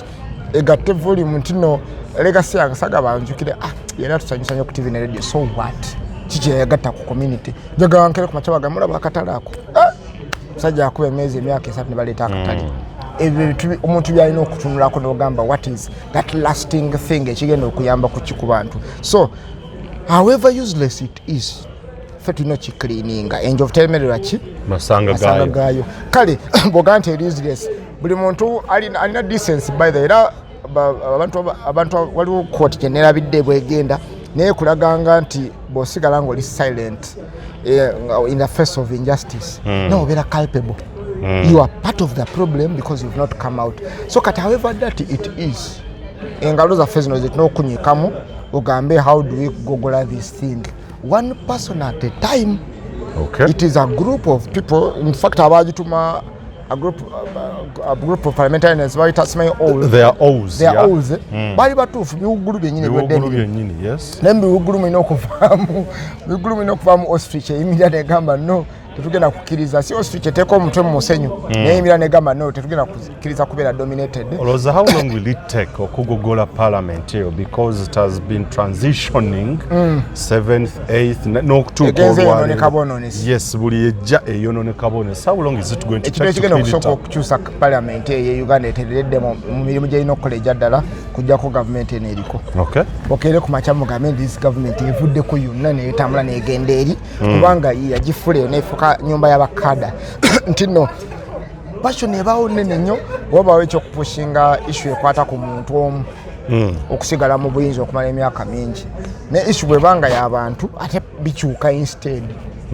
kati how do you explain mukadde 10 ku buli member wa parliament in the face of okuddamu okukkiriza abantu babasibire mu military court babawesibe mu military court even if there is a judge ali professional it makes no sense at all obeera MP nange oliyo ng'otudde ng'ogamba babawozese mu military court then you don't deserve to be there, you do not deserve to be there.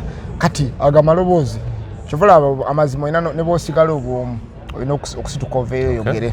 That's why I always urge people from my industry kirongera kyogera wano oli journalist oli presenter oli blogger oli simanyi influencer simanyi oli artist nobody is going to fix this country for you.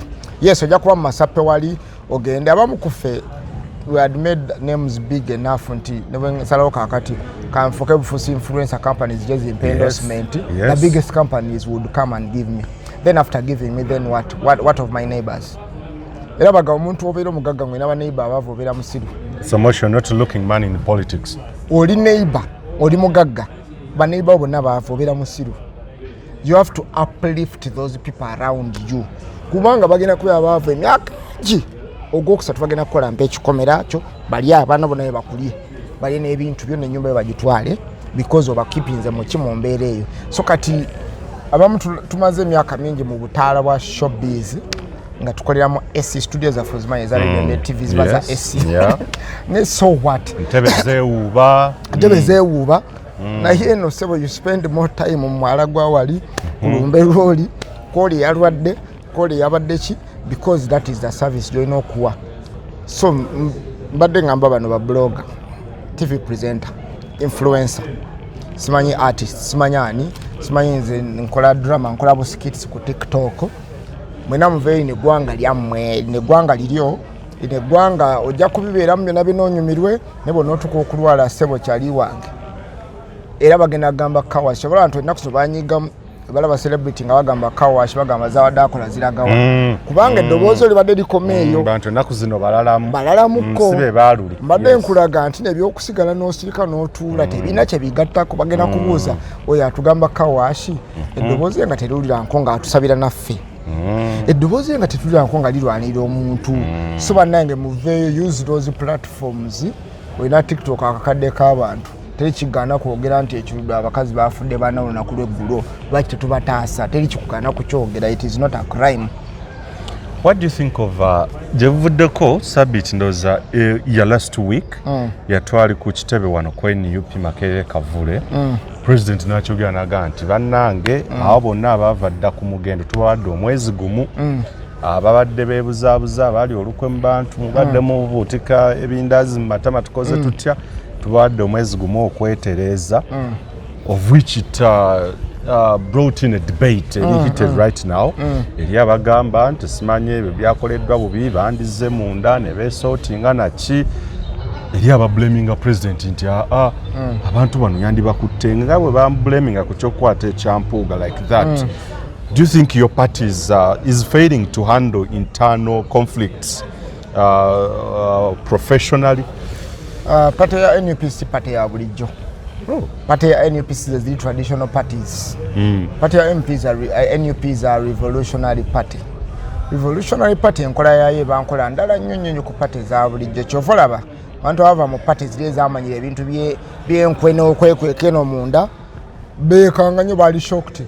Omuntu lwaki temutudde mu wasine mwogere biki bye mutuula. Let me tell you one thing. One woyimiridde wano wotudde wano. Yes.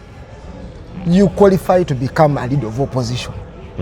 Don't you qualify? I qualify, yes. Don't you know what problems eziruma abannayuganda okwalifyinga ebizunange mbifacing kati abantu abalina endowooza eyo egamba nti oli omusajja bw'ati yayitako wano bw'ati nayambala essuuti bw'ati nanyumira essuuti. That is nonsense. That is nonsense. Eno pate bwe behandlize nega waffe twagala kutambula n'omuntu akola bw'ati, so be it. We have 49 million people. Tuyinza katwala ne milioni 5 kubanga tetulina census ntuufu. Twala ne milioni 5. Wangante ezo milioni 5 omu ava mu pate ebeegudde, then you don't know what you're talking about. Oboza leba na Uganda obamanyira.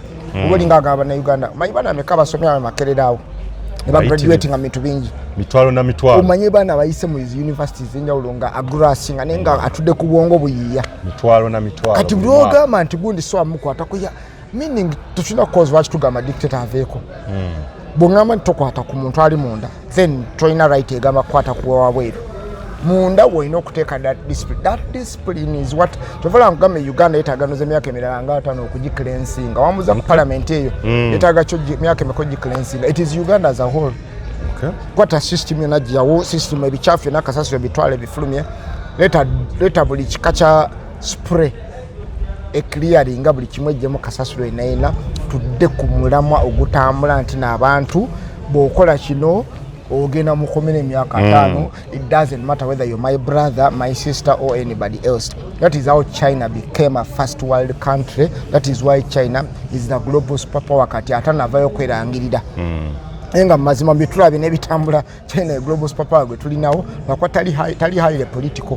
Yes. Yali nnyo ku eggwanga ndikoze eki ndituusizaawa. China was a peasant nation. Kyewuunyisa nti ono vice president wa America aliko Trump. They say but Chinese were peasants. Yes. If they are peasants, Chinese are nowhere near being peasants. They were years ago. I grew up reading books about Chairman Mao. Yeah. I had an uncle who interested in East Asian Gond politics. Yes. Yabondekero but in fact when I nyingira S1. Nasoma nyo that revolution ya Chairman Mao Zedong we China. Zedong, yes. Nayenga to build that nation. Era Mao bana abali eno mwesi nakati bamuyita terrorist. Bamu branding and that Mao golaba revolution ya vira ddala wansi eno mu bantu nolaba likwanyo wa Singapore.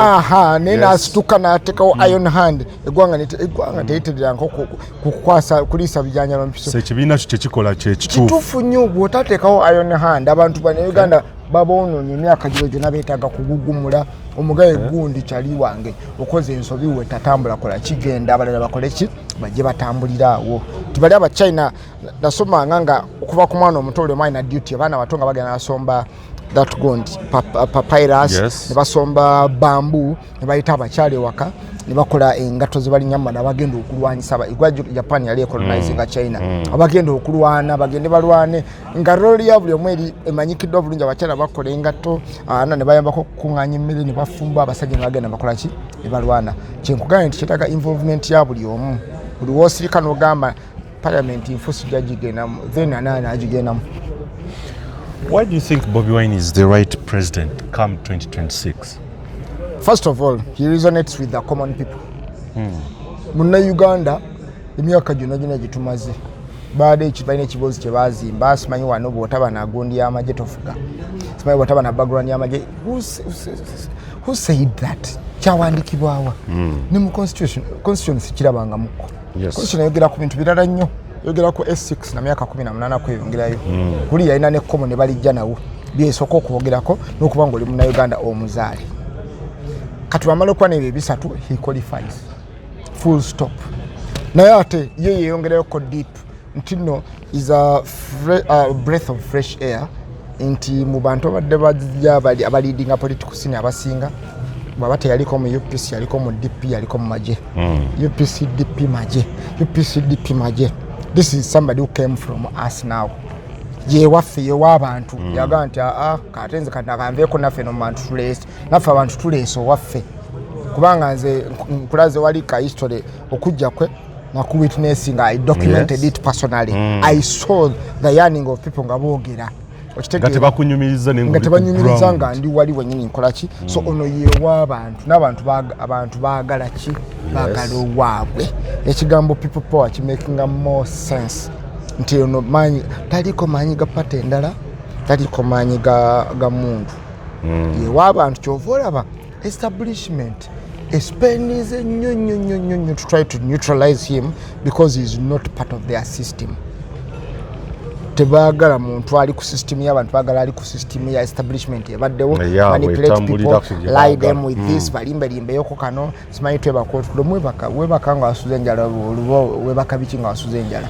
Ngenda kujja ku gundi ya MP bwa MP naye njagala waliwo yabuze ekibuzo ku oluyimba ekigundi gye wa vibe actually gye wateekawo ya freestyle ya Bobi. I don't know how did that come into your mind because simanyi ne message tulaga eyinza okubeera okweyogera okubeera hit song oba campaign song sikuyinza era yeriwera yegenda okukola era yatambuza ne Nalukoola just yes oh my god such a talent bwe tuba tutambula kati nga ffe abava mu art obwongo baffe in fact artists ne journalists bigatta byebimu olina okuba nga think out of the box okitegeera nga bw'oba otuuka awantu nze freestyle ebintu yange nasalawo okukola nti mbeeraawo vibe wenninyira wentambulira so twali tugenze in fact twali tutandise eastern route waliwo batandika west nga tulina council nyingi nesigenda neze east nenkola ki nengenda with colleagues from here twasooka amayuge gye twasula n'okusula ntuyita mayuge awo mayuge tetwalina sound tuyita mayuge netuyitamu omwo netutuuka katuba tutuuka from the journey from mayuge to Busia tugenda okutuuka bwenti nensanga nga kuliko sound. I found Dan Magic ngaali ku microphone of course bali bakuba akadodi engaga Bobi muyanda baranga bamponyeza bino bintu byokwata nze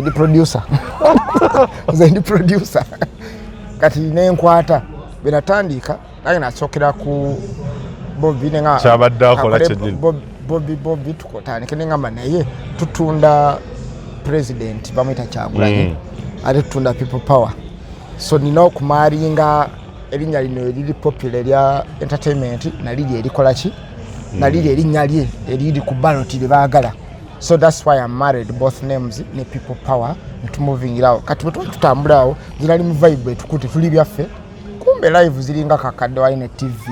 I didn't know what I was creating then by the way. God. Moving ngene kwa abantu balina vibe kutenga adukira abantu woba mu entertainment lokola ekintu nga audience reacting now yongera ki yes gubaga actually walked 20 kilometers nga simanyi ebaga religion dibaga dini nyinyi by the way batambula kilomita 10 nga ndi ku vibe mu yokabweti amakumi 2 okukizuula juka tunye twali tulese mmotoka nfunda kushigere wansi yes ntugenda ne kudale bulungi atukane simu yange yazikidde dale ne tugimala bulungi nnyo kati okudde no kwata bodo okudde mmotoka gitwajesinga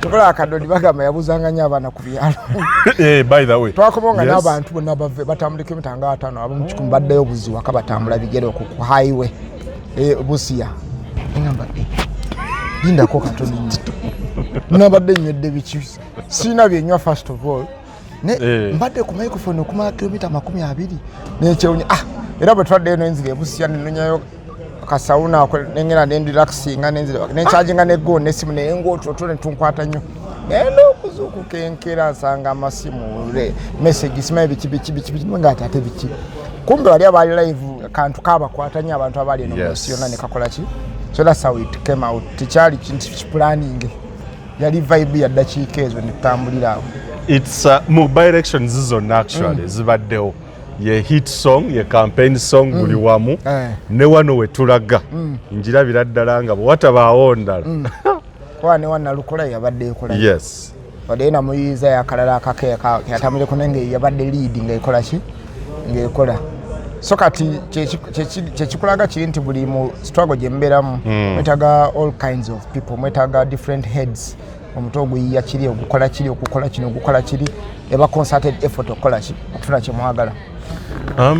Togere ku Makindi ejojja nga omubaka there are those abalowooza nti oba Mosh yandibadde atwalamuko time ku City Hall okwongera okwezimba okwenyweza n'okukola kutya eri abakiraba nti you've rushed tewali kurashinga wa MP nalwawodda kati abayingira oli mu parliament nga talina we abadde akulembedde ayingira buyingiza ate bwe tubagambe tutya The good thing nti mpozi abantu bamanyiranye ebintu abantu abakwata empola.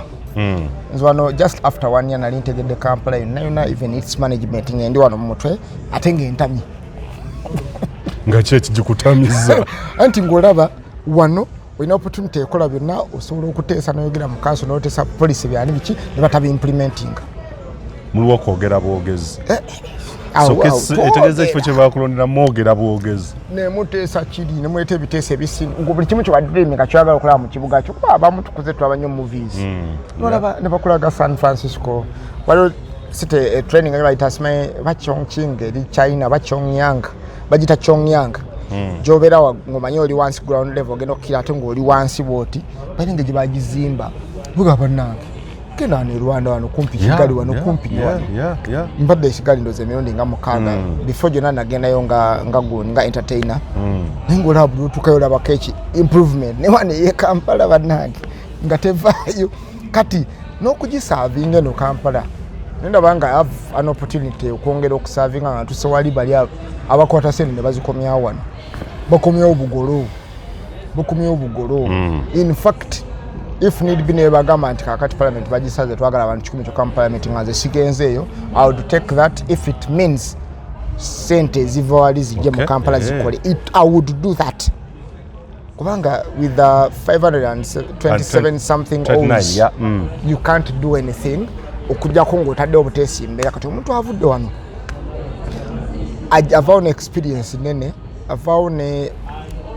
database wa capital city yonna n'amuteeka wali mu parliament walina okuba omuntu agenda n'agugumula ababaka babeera wano yobakira omumunda bagamba mubagundisebo Kampala mumuwe ssente so twetagamuko kizaako ebirala okugugumula baida ebintu bya Uganda bw'otagugumula abantu tebalina kye bakola betagugumula parliament bebasenyiwa okulu bagugumule tuvula abajjolo yatuuka n'abagugumulamu bayagala n'okukyusa etteeka erikola ki bayagala n'okwagala haveeko bamulonde ng'ennonda ye tugitaddemu obujogoli abantu beetagamu okugugumula n'obagamba mubagundi kino ekibuga kyammwe ne woba ova nakapiripiri tova luddawa ate gwakikulembera alimu mu Kampala wano ate gwe tulina nakyonyumiza abantu olina okwogera ennyo ennyo ku bintu bizibu bye Kampala oyagala kutwala the semakadism oba the banging tables. Table banging is what Uganda needs. Uganda does not need anything soft.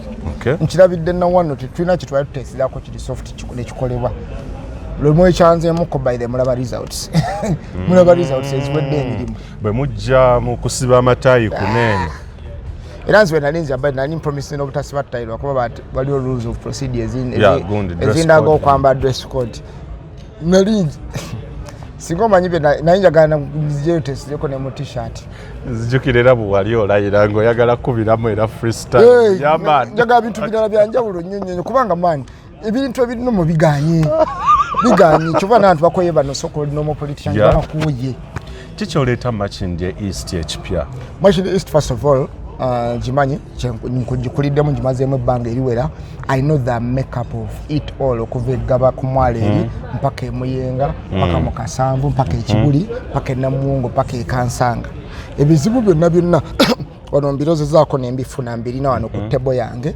ekikulu kugirepresentinga wali munda eddoboozi libeere lawuda eddoboozi lyawo lirina okuba Makindye historically babaka babadde bava Makindye eddoboozi libadde liba one of the loudest voices right now tutudde ogenda onolaba omusajja lutamaguza abaire lina kaseke nga eddoboozi liri lawuda era ebintu ebikola ki why not here in Makindye Makindye has been a home of politics ng'ekintu balina okuwulira why not you are in an urban setting an urban constituency the voice must be as loud as possible because Makindye erina a combination of the richest Ugandans and the poorest Ugandans by living side by side chovolanze kame area yange eri unique tuza ba speaker ba minister bandi bangi basuleyo yes side wogenda gundi gyentwala wogenda bayitayo Kalungu eyo bunga ba hamu gye basula bandi ba minister Olanya gye yali asula naye yali eyo simanyi prime minister bandi bangi basula mu division eyo but in their neighborhood waliwo the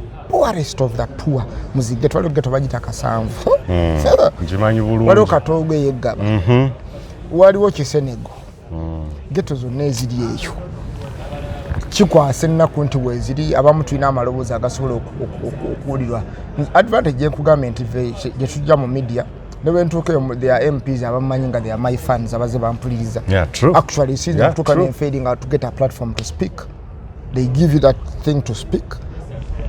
Njagala nkozese. So it's okay that it lacks a voice now. It lacks a voice. Twagala voice vayo nebeera nga eri as loud as possible. People are not fine. Abantu bati bali bulungi lwaki osirika. Much in the East is one of the hotly contested oba ajibayayanira okuva mu kibiina ky'ovaamu NUP era embiranye n'omwaka gwa 2021 okuwa ticket okw'omuntu flag era kwali kusika mugwa kw'amaanyi ze zimu constituencies ze basooka ntulindeko ze zimu kweze zaasembayo okuweebwa oba omuntu okumuwa flag. This time round iraba contenders bayitirivu nnyo.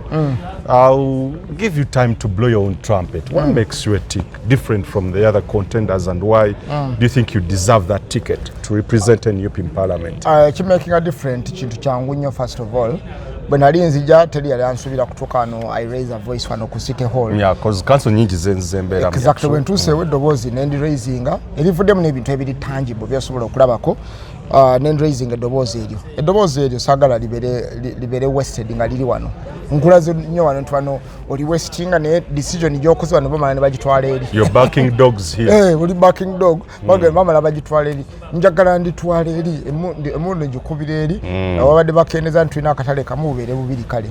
Badde baga nti ebisabe by'amasomero betulina tulinanga bisatu byokka amasomero agali public babi greening ogenda okuteka budget bagenda mu green these pitches abana basobola okuyigirako sports otukeringa sente bazisaze bakoze eki njagala waliko center wenyini eddobozi live wano nebe nkulemera nabo bakira ku machane banone bangamba bi our caucus chair obene council chief whip tebachikola by mistake ntoba nina sente zeso bamba gulirire no if your fellow leaders trust Nyaga no be our voice fact basoka kompita gondi bayina chikama cyo bakusanga before bampitanga the extremist babusanga extremist nenga banange that extremism nze najja to do something najja sagala kuba saga nyo kubera abantu ngampita obisi like a cool breeze. So your impact must be felt, your presence must be felt. Feeling a presence.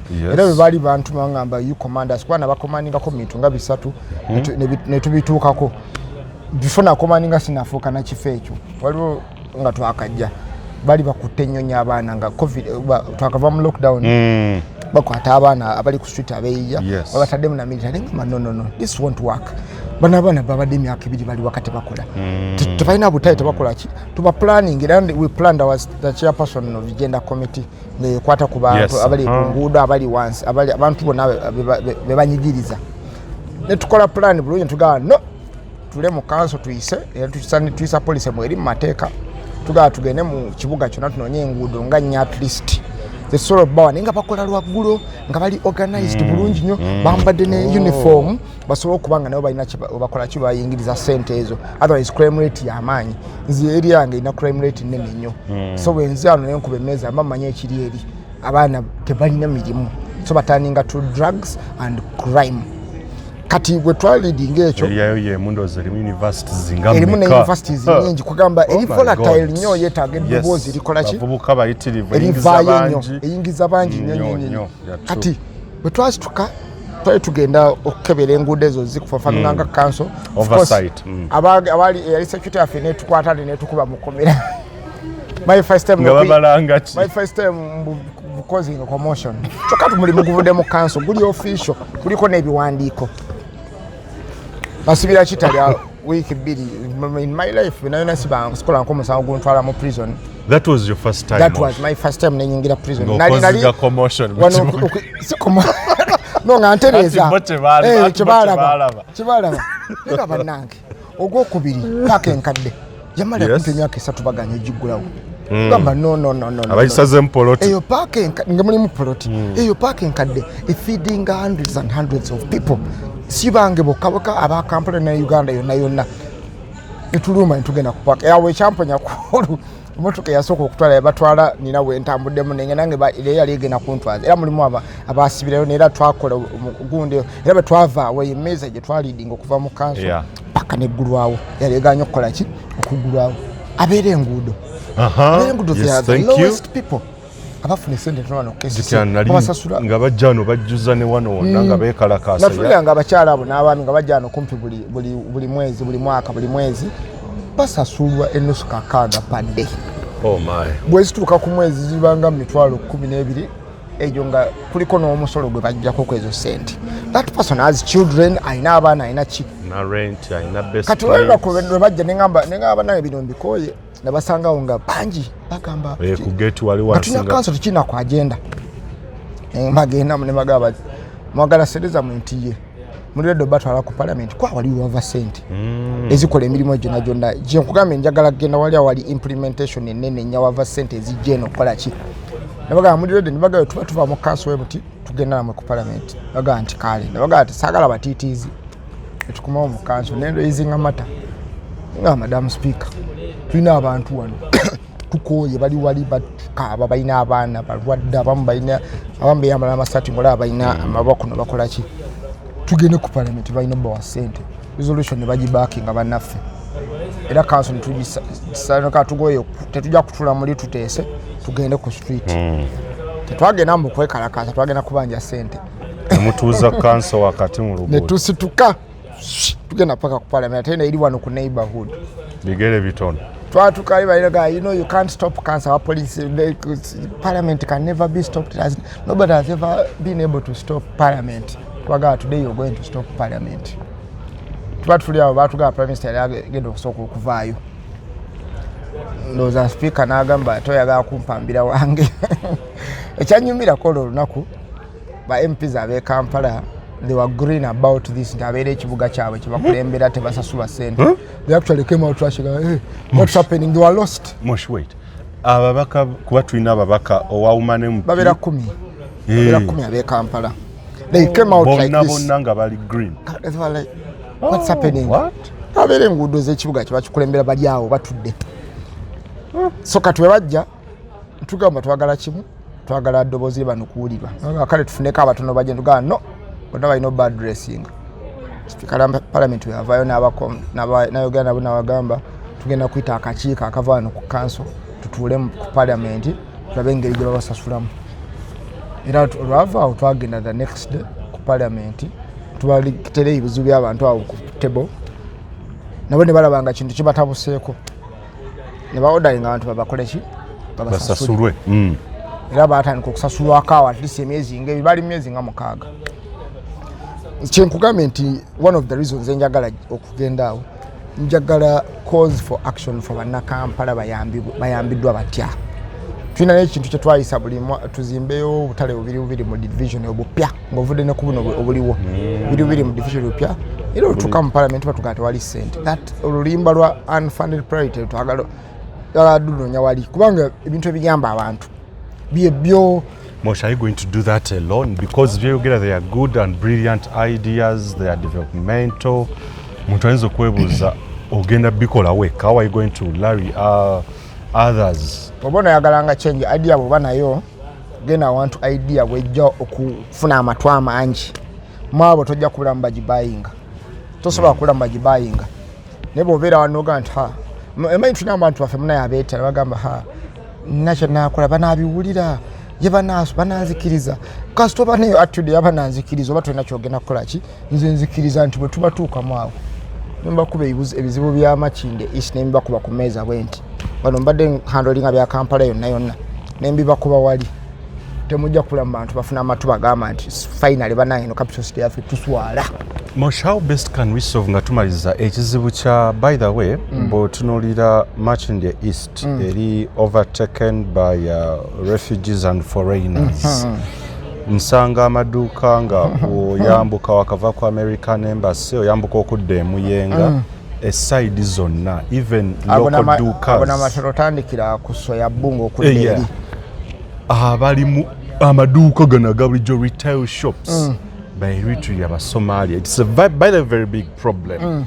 Nti okugenda okufuna ennyumba abaana ba university really when asomera ku KIU nga we have a competition abantu abatasoma abatali non-students n'aba students we are competing for rentals. Kati byakyuka. It is a very huge problem even for employment.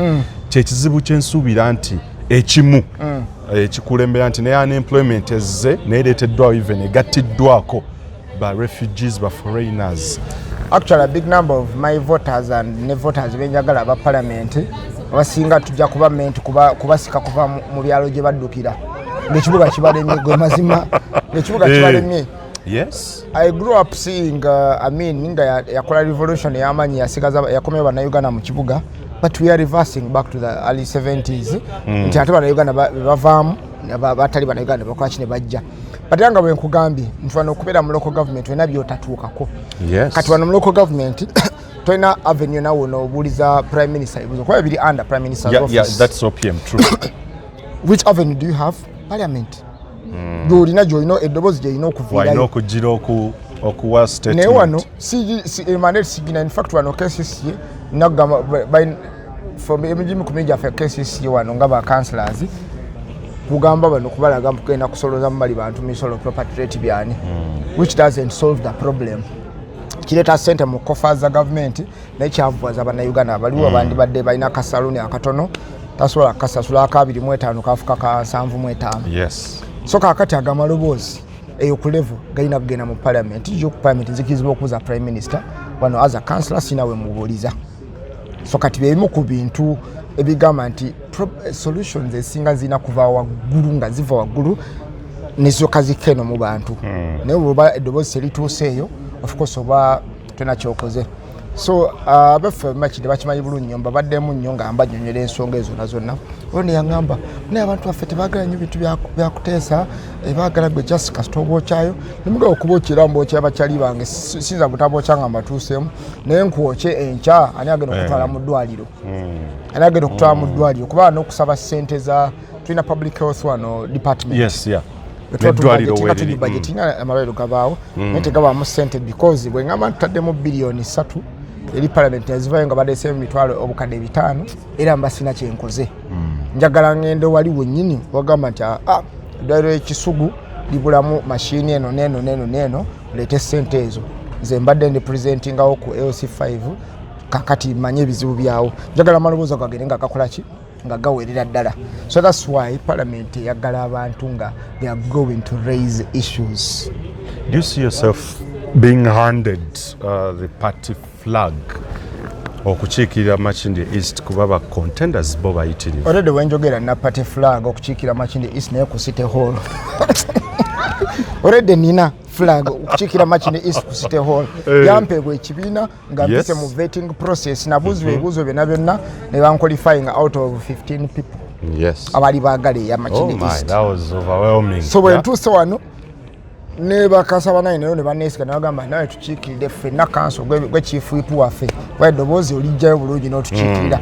Kati we mama mbikoze mu kanso wano parliament eri wali neighbor nesobola n'okubuuka ekisenge then ebisaanyizo ebyo kati sikomyoko n'ebya pati nayo nengamba no sijja kampeereze n'abantu ne pati enjongereko ne pati ojja kulaba pati egenze embalala gyendi egenze eisingiro gyendi bululu simanyi tukwenze dokolo ne wanakwedde bansibira nayo ekayunga oluyimba lwali ekayunga ne twaliyo so song was really yes ne pati nayo nengamba pati yantuma ne kujongera okugihyping ogipopularizinga ebintu bingi nnyo ebipopularizinga institution n'okuba ku bintu egiwadde good vibe abavubuka betusinga okwagala pati beyagala vibe yokayoka ereeta abavubuka nga kakadde mu pati ne bajja nagyegattako byanyupinga binyuma. So abantu badde tubabuulira ebibaza ku mugundi n'ekibiina mulina okukiwanika kuba naddala kino kyanjawulo si bya bulijjo. Gwe kibiina kimu Uganda in the history of Uganda kyali kibaddeko ne vibe etambulirako abantu bwetyo in the history of Uganda in our 63 years tekiriyo. So twagala tukole ebipya byereere ng'ebintu bitambula. So you feel you've literally done ebikudeserving so okufuna card obikoze? Sina kyesikoze ku byonna bekuba kusavinga patengi savinze bekuba kusavinga abantu basavinze ku kyensobodde wembadde frustrated lancho ogede wano mbadde frustrated kikoze eki kiganye nenga si kiganye ku lwange singa mbadde nsobola okupika nekyongera nekivayo mbadde kivayo of course woba sigwa agenda okuimplementinga then wena kukuba meza paka kumalayo basobola okuimplementinga so byonna mbikoze ebyetaagisa era n'abantu mbadde mbatambulamu by the amaloboozi ge gali positive bulungi nnyo okuviira ddala ku mwale gaba paka okweyongera mbadde mbatambulamu bagamba we need a stronger voice. So ground kiri kityo kirina steady banga we need a stronger voice. Eddoboozi lyo tulyagala lyeyongereyo lisobole otusavinga even better. Era bannamachinde East bali ready for change. Sente zewateeka mu luliza ndibanga ntono wa MP. I've had actually some of my friends abali wano waggulu members of parliament alabamu waliwo mweyandaze ku receipts ze ebintu byakago kola tournament ya mupiira Easter biki eza Christmas nangamba nti n'abamu batandise dda okwewola millions and millions of money just for one seat constituency. How do you envisage to get that money, Mosh? Bw'okitunulira ina financial sense oyinza okugweddawo n'odduka n'ogamba sijja kugendayo. Because buli omwaka kulaga kuteekamu sente mpitirivu ate naawe okimanyi. In a sense of nze ngenda kukolera ekifo kino nkitwale mu maaso ojja kukola nga tokitaddeeko financial attachment. By the way abasinga n'okugenda okuteekateekamu ennyo abamu baba n'ebizibu bibakweka. Abamu baba n'ebizibu bibakweka n'amalako nga spendinze abamu alina ebintu yamalirako mu kasikanda akamu waliwo sente ezabulankana alina okuteekateekawo okuzibira ebituli. Siganye kiri very expensive but of course tutandika ne tumoving and tuze kubaka tuba n'abantu abatuwagira nagaba naye eddoboozi tuli agala ligende naga akankupushingeko wano mbadde olina n'emikwano by the way abamugina mu entertainment industry yaffe jaga nti agobo ojja n'otugamba nti ogenda oli yasooka n'okungamba before nga nalina mu mwaka gwakubiri abo ningamba 26 nti ogenda mu parliament oveewaawo ebipande byange. Kati mulimu abantu aina goodwill nagamba eddoboozi lyo tulyagala ligendeyo eri katumuyambeko tusobola okuba nkuba biri expensive goge mazima biri very very expensive naye kisinzira the relationships you've built ne networks or buildings kufa okulaba ng'otambula kyetwagala okutuusa eddoboozi ly'abantu mu Uganda twakkiriza dda kiri expensive ekitandibadde. Ekibuzo kino kifuuse common naye nga kiri critical nnyo in case the party doesn't grant you that opportunity okukiikirira mu parliament ku Wamakindye East. Biki by'oluubirira okuzzaako? Kyensinga okumanya party since kuno yatugambye yagala abantu mbalina. Party yatugambye yagala abantu okuwa kaadi abantu mbakola ki mbalina era bawulira mu ddoboozi lyange. Satala bawe bakummira kaadi 100% wayo bagenda kugimpa siraba weegaanira kubanga ne party buli kyo gye bakusabye okirina ebisaanyizo party by'enoonya mbirina enoonya omuntu nga resonatinga n'omuntu wa wansi wendi enoonya omuntu nga n'ebitabo birina nga wagenda kusoma n'obisoma kuba waliwo otuuka ojja kukosa ebitabo bingi okugenda okukola nabyo mbirina. Enoonya omuntu nga pata agenda ajongerako ajongera gipopularizinga nabyo mbikola kimbirina. So ndi 100% sure nti ebisaanyizo bya Makindye East byonna mbirina abantu kasaba mpo bwesige bwabwe nzipate teyizagaana abantu yo pate eri people power best. Mosh tunabye tulira nti abamu nti bateekayo ne sente okugulirira kaadi. How true those allegations? Singa bateekayo sente singa saayingira NUP kwanza ne mukalukalike nayingira mwalimu abantu abazze nga bazze n'omusimbi mungi nnyo nga bagala kaadi ya NUP ne batagijjaayo ne bagenda mu party ndani ne tubawangulirayo okitegeera era bagenda ne bampa kaadi after vetting nga sina dollar. In fact omu ku baali batuvetinga bwe twavaayo nga sina mayinaliza tubikola bitya baali basiibye olunaku lwama wa vetting okuva ku maca ne bagamba bannange mwalidde ku kintu kyonna ne bagamba nti ojja twogezaako ntwalidde ki twalidde enguzi nti watuwaddeyo wadde batuvetinga sisobola boogerako kigambo kyonna kubanga nenga allegations ezo waziwulirako kati kankulage mu politics yasinga ekigambo in fact ne bakituma chemical baali batufu kituma chemical but that chemical is obviously not oxygen oba chemical kyesinga okuba embi amazima gali nti politics alimu interest afunye balina omugatako ekigambo atafunye alina okugatta ekigambo waliwo naali wabweru avuganya from another party alina okuteekawo ekigambo naye amazima gali nti I have not seen in fact waliwo challenges zibaddewo nnene nnyo in fact kyemanyeezo baavuddeyo nyo asooka kyogeranga namunda meeting z'omunda ku party aga omuntu yenna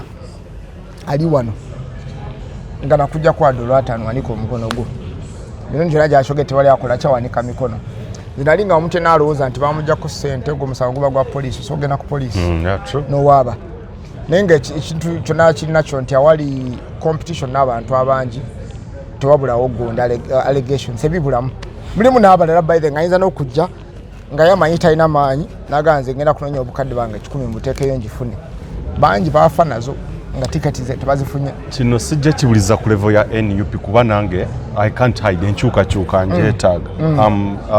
On the opposition side, the side of oppressed. Do you see Ugandans unsitting? What's chochote kijja kubeera ku kibiina nti oba BobiWine oba do you see Ugandans unsitting Museveni and his regime? Yes. The next year? Yes, kigenda kubeerawo. Even 2021 kyaliwo. Execution yetaatuukira nenga kyaliwo. Overwhelmingly. For the first time mu kalulu ke Uganda baagana okulaga akalulu pa polling station pa district pa municipal baatuka butuusi ono alina percentage no alina ziri waliwo journalist yalubali wa NTV n'abuuza ssebo wekitiibwa tubadde tubuuzaako results ezo muzijjawa mubaze ekira ky'okutuuka ku ezo agamba kyenkuwa kyokola ki kyotwala kitegeera buli olaba signs ezo omanya abantu eri bakikoze bakoze ekigera bagundi tuna butunuzi omanyi akalulu ka Amerika kanjigiza nnyo okubala obululu bakulaga state ezibadde red ngeno yo state bweziwangula setting nga 10 Kenya by the way okufuna numbers west za electoral college votes ate waliwo swing states eziri wakati nazo wangula swing states eziri wakati oba oyiseewo ne Ugandan wekiri toyina bungamba nti omuntu akukumbye Buganda yonna n'agatako busoga. Yes, ne north yawangulwadde tebagirangira twakitegeera luvannyuma nga DR zifulumye omuntu akukumbye Buganda ne busoga afuuka president e Uganda. Akukumbye Buganda ne busoga afuukirawo president e Uganda wano. So kakati kyombuze kino bannayuganda baakikola dda mu 2021 era bali willing okikola ku guno omulundi ne protest vote. Protest vote waliwo omuntu yadagamba protest vote bye biki? By the way, so banya protest vote mutegeeza waliwo yaddabuuza nti protest vote bye biki nenkubuuza nti okuva mu 2021 mukoze eki? Singa bandaga nti okuva mu 2021 Uganda bagijje bwe yali ne bagitereeza, then there is no need for a protest vote. Protest vote y'abantu bannayuganda kwekalakaasa mwatugamba kino securing your future. Securing my future eriwa ng'abaana bakeera kugenda Saudi Arabia. Securing my future eriwa nga tukyafiira mu myala up to now. Securing your future eriwa nga mulwadde teganneyongerako. Securing your future eriwa nga education abaana abayingira akakadde. Abayingira ne bakola P7 akakadde. Abamalako ku university tebawera na mitwalo aga. Yes, true. What future are you securing? Those parents, children, grandfathers, aunties and uncles are protesting all those things. They are going to kuba protesting. Kino temwakituwa kino temwakiwa tunaga tuzzo kubironda tukabereko tukakuume ate tukalinde kukabala bakalangirire.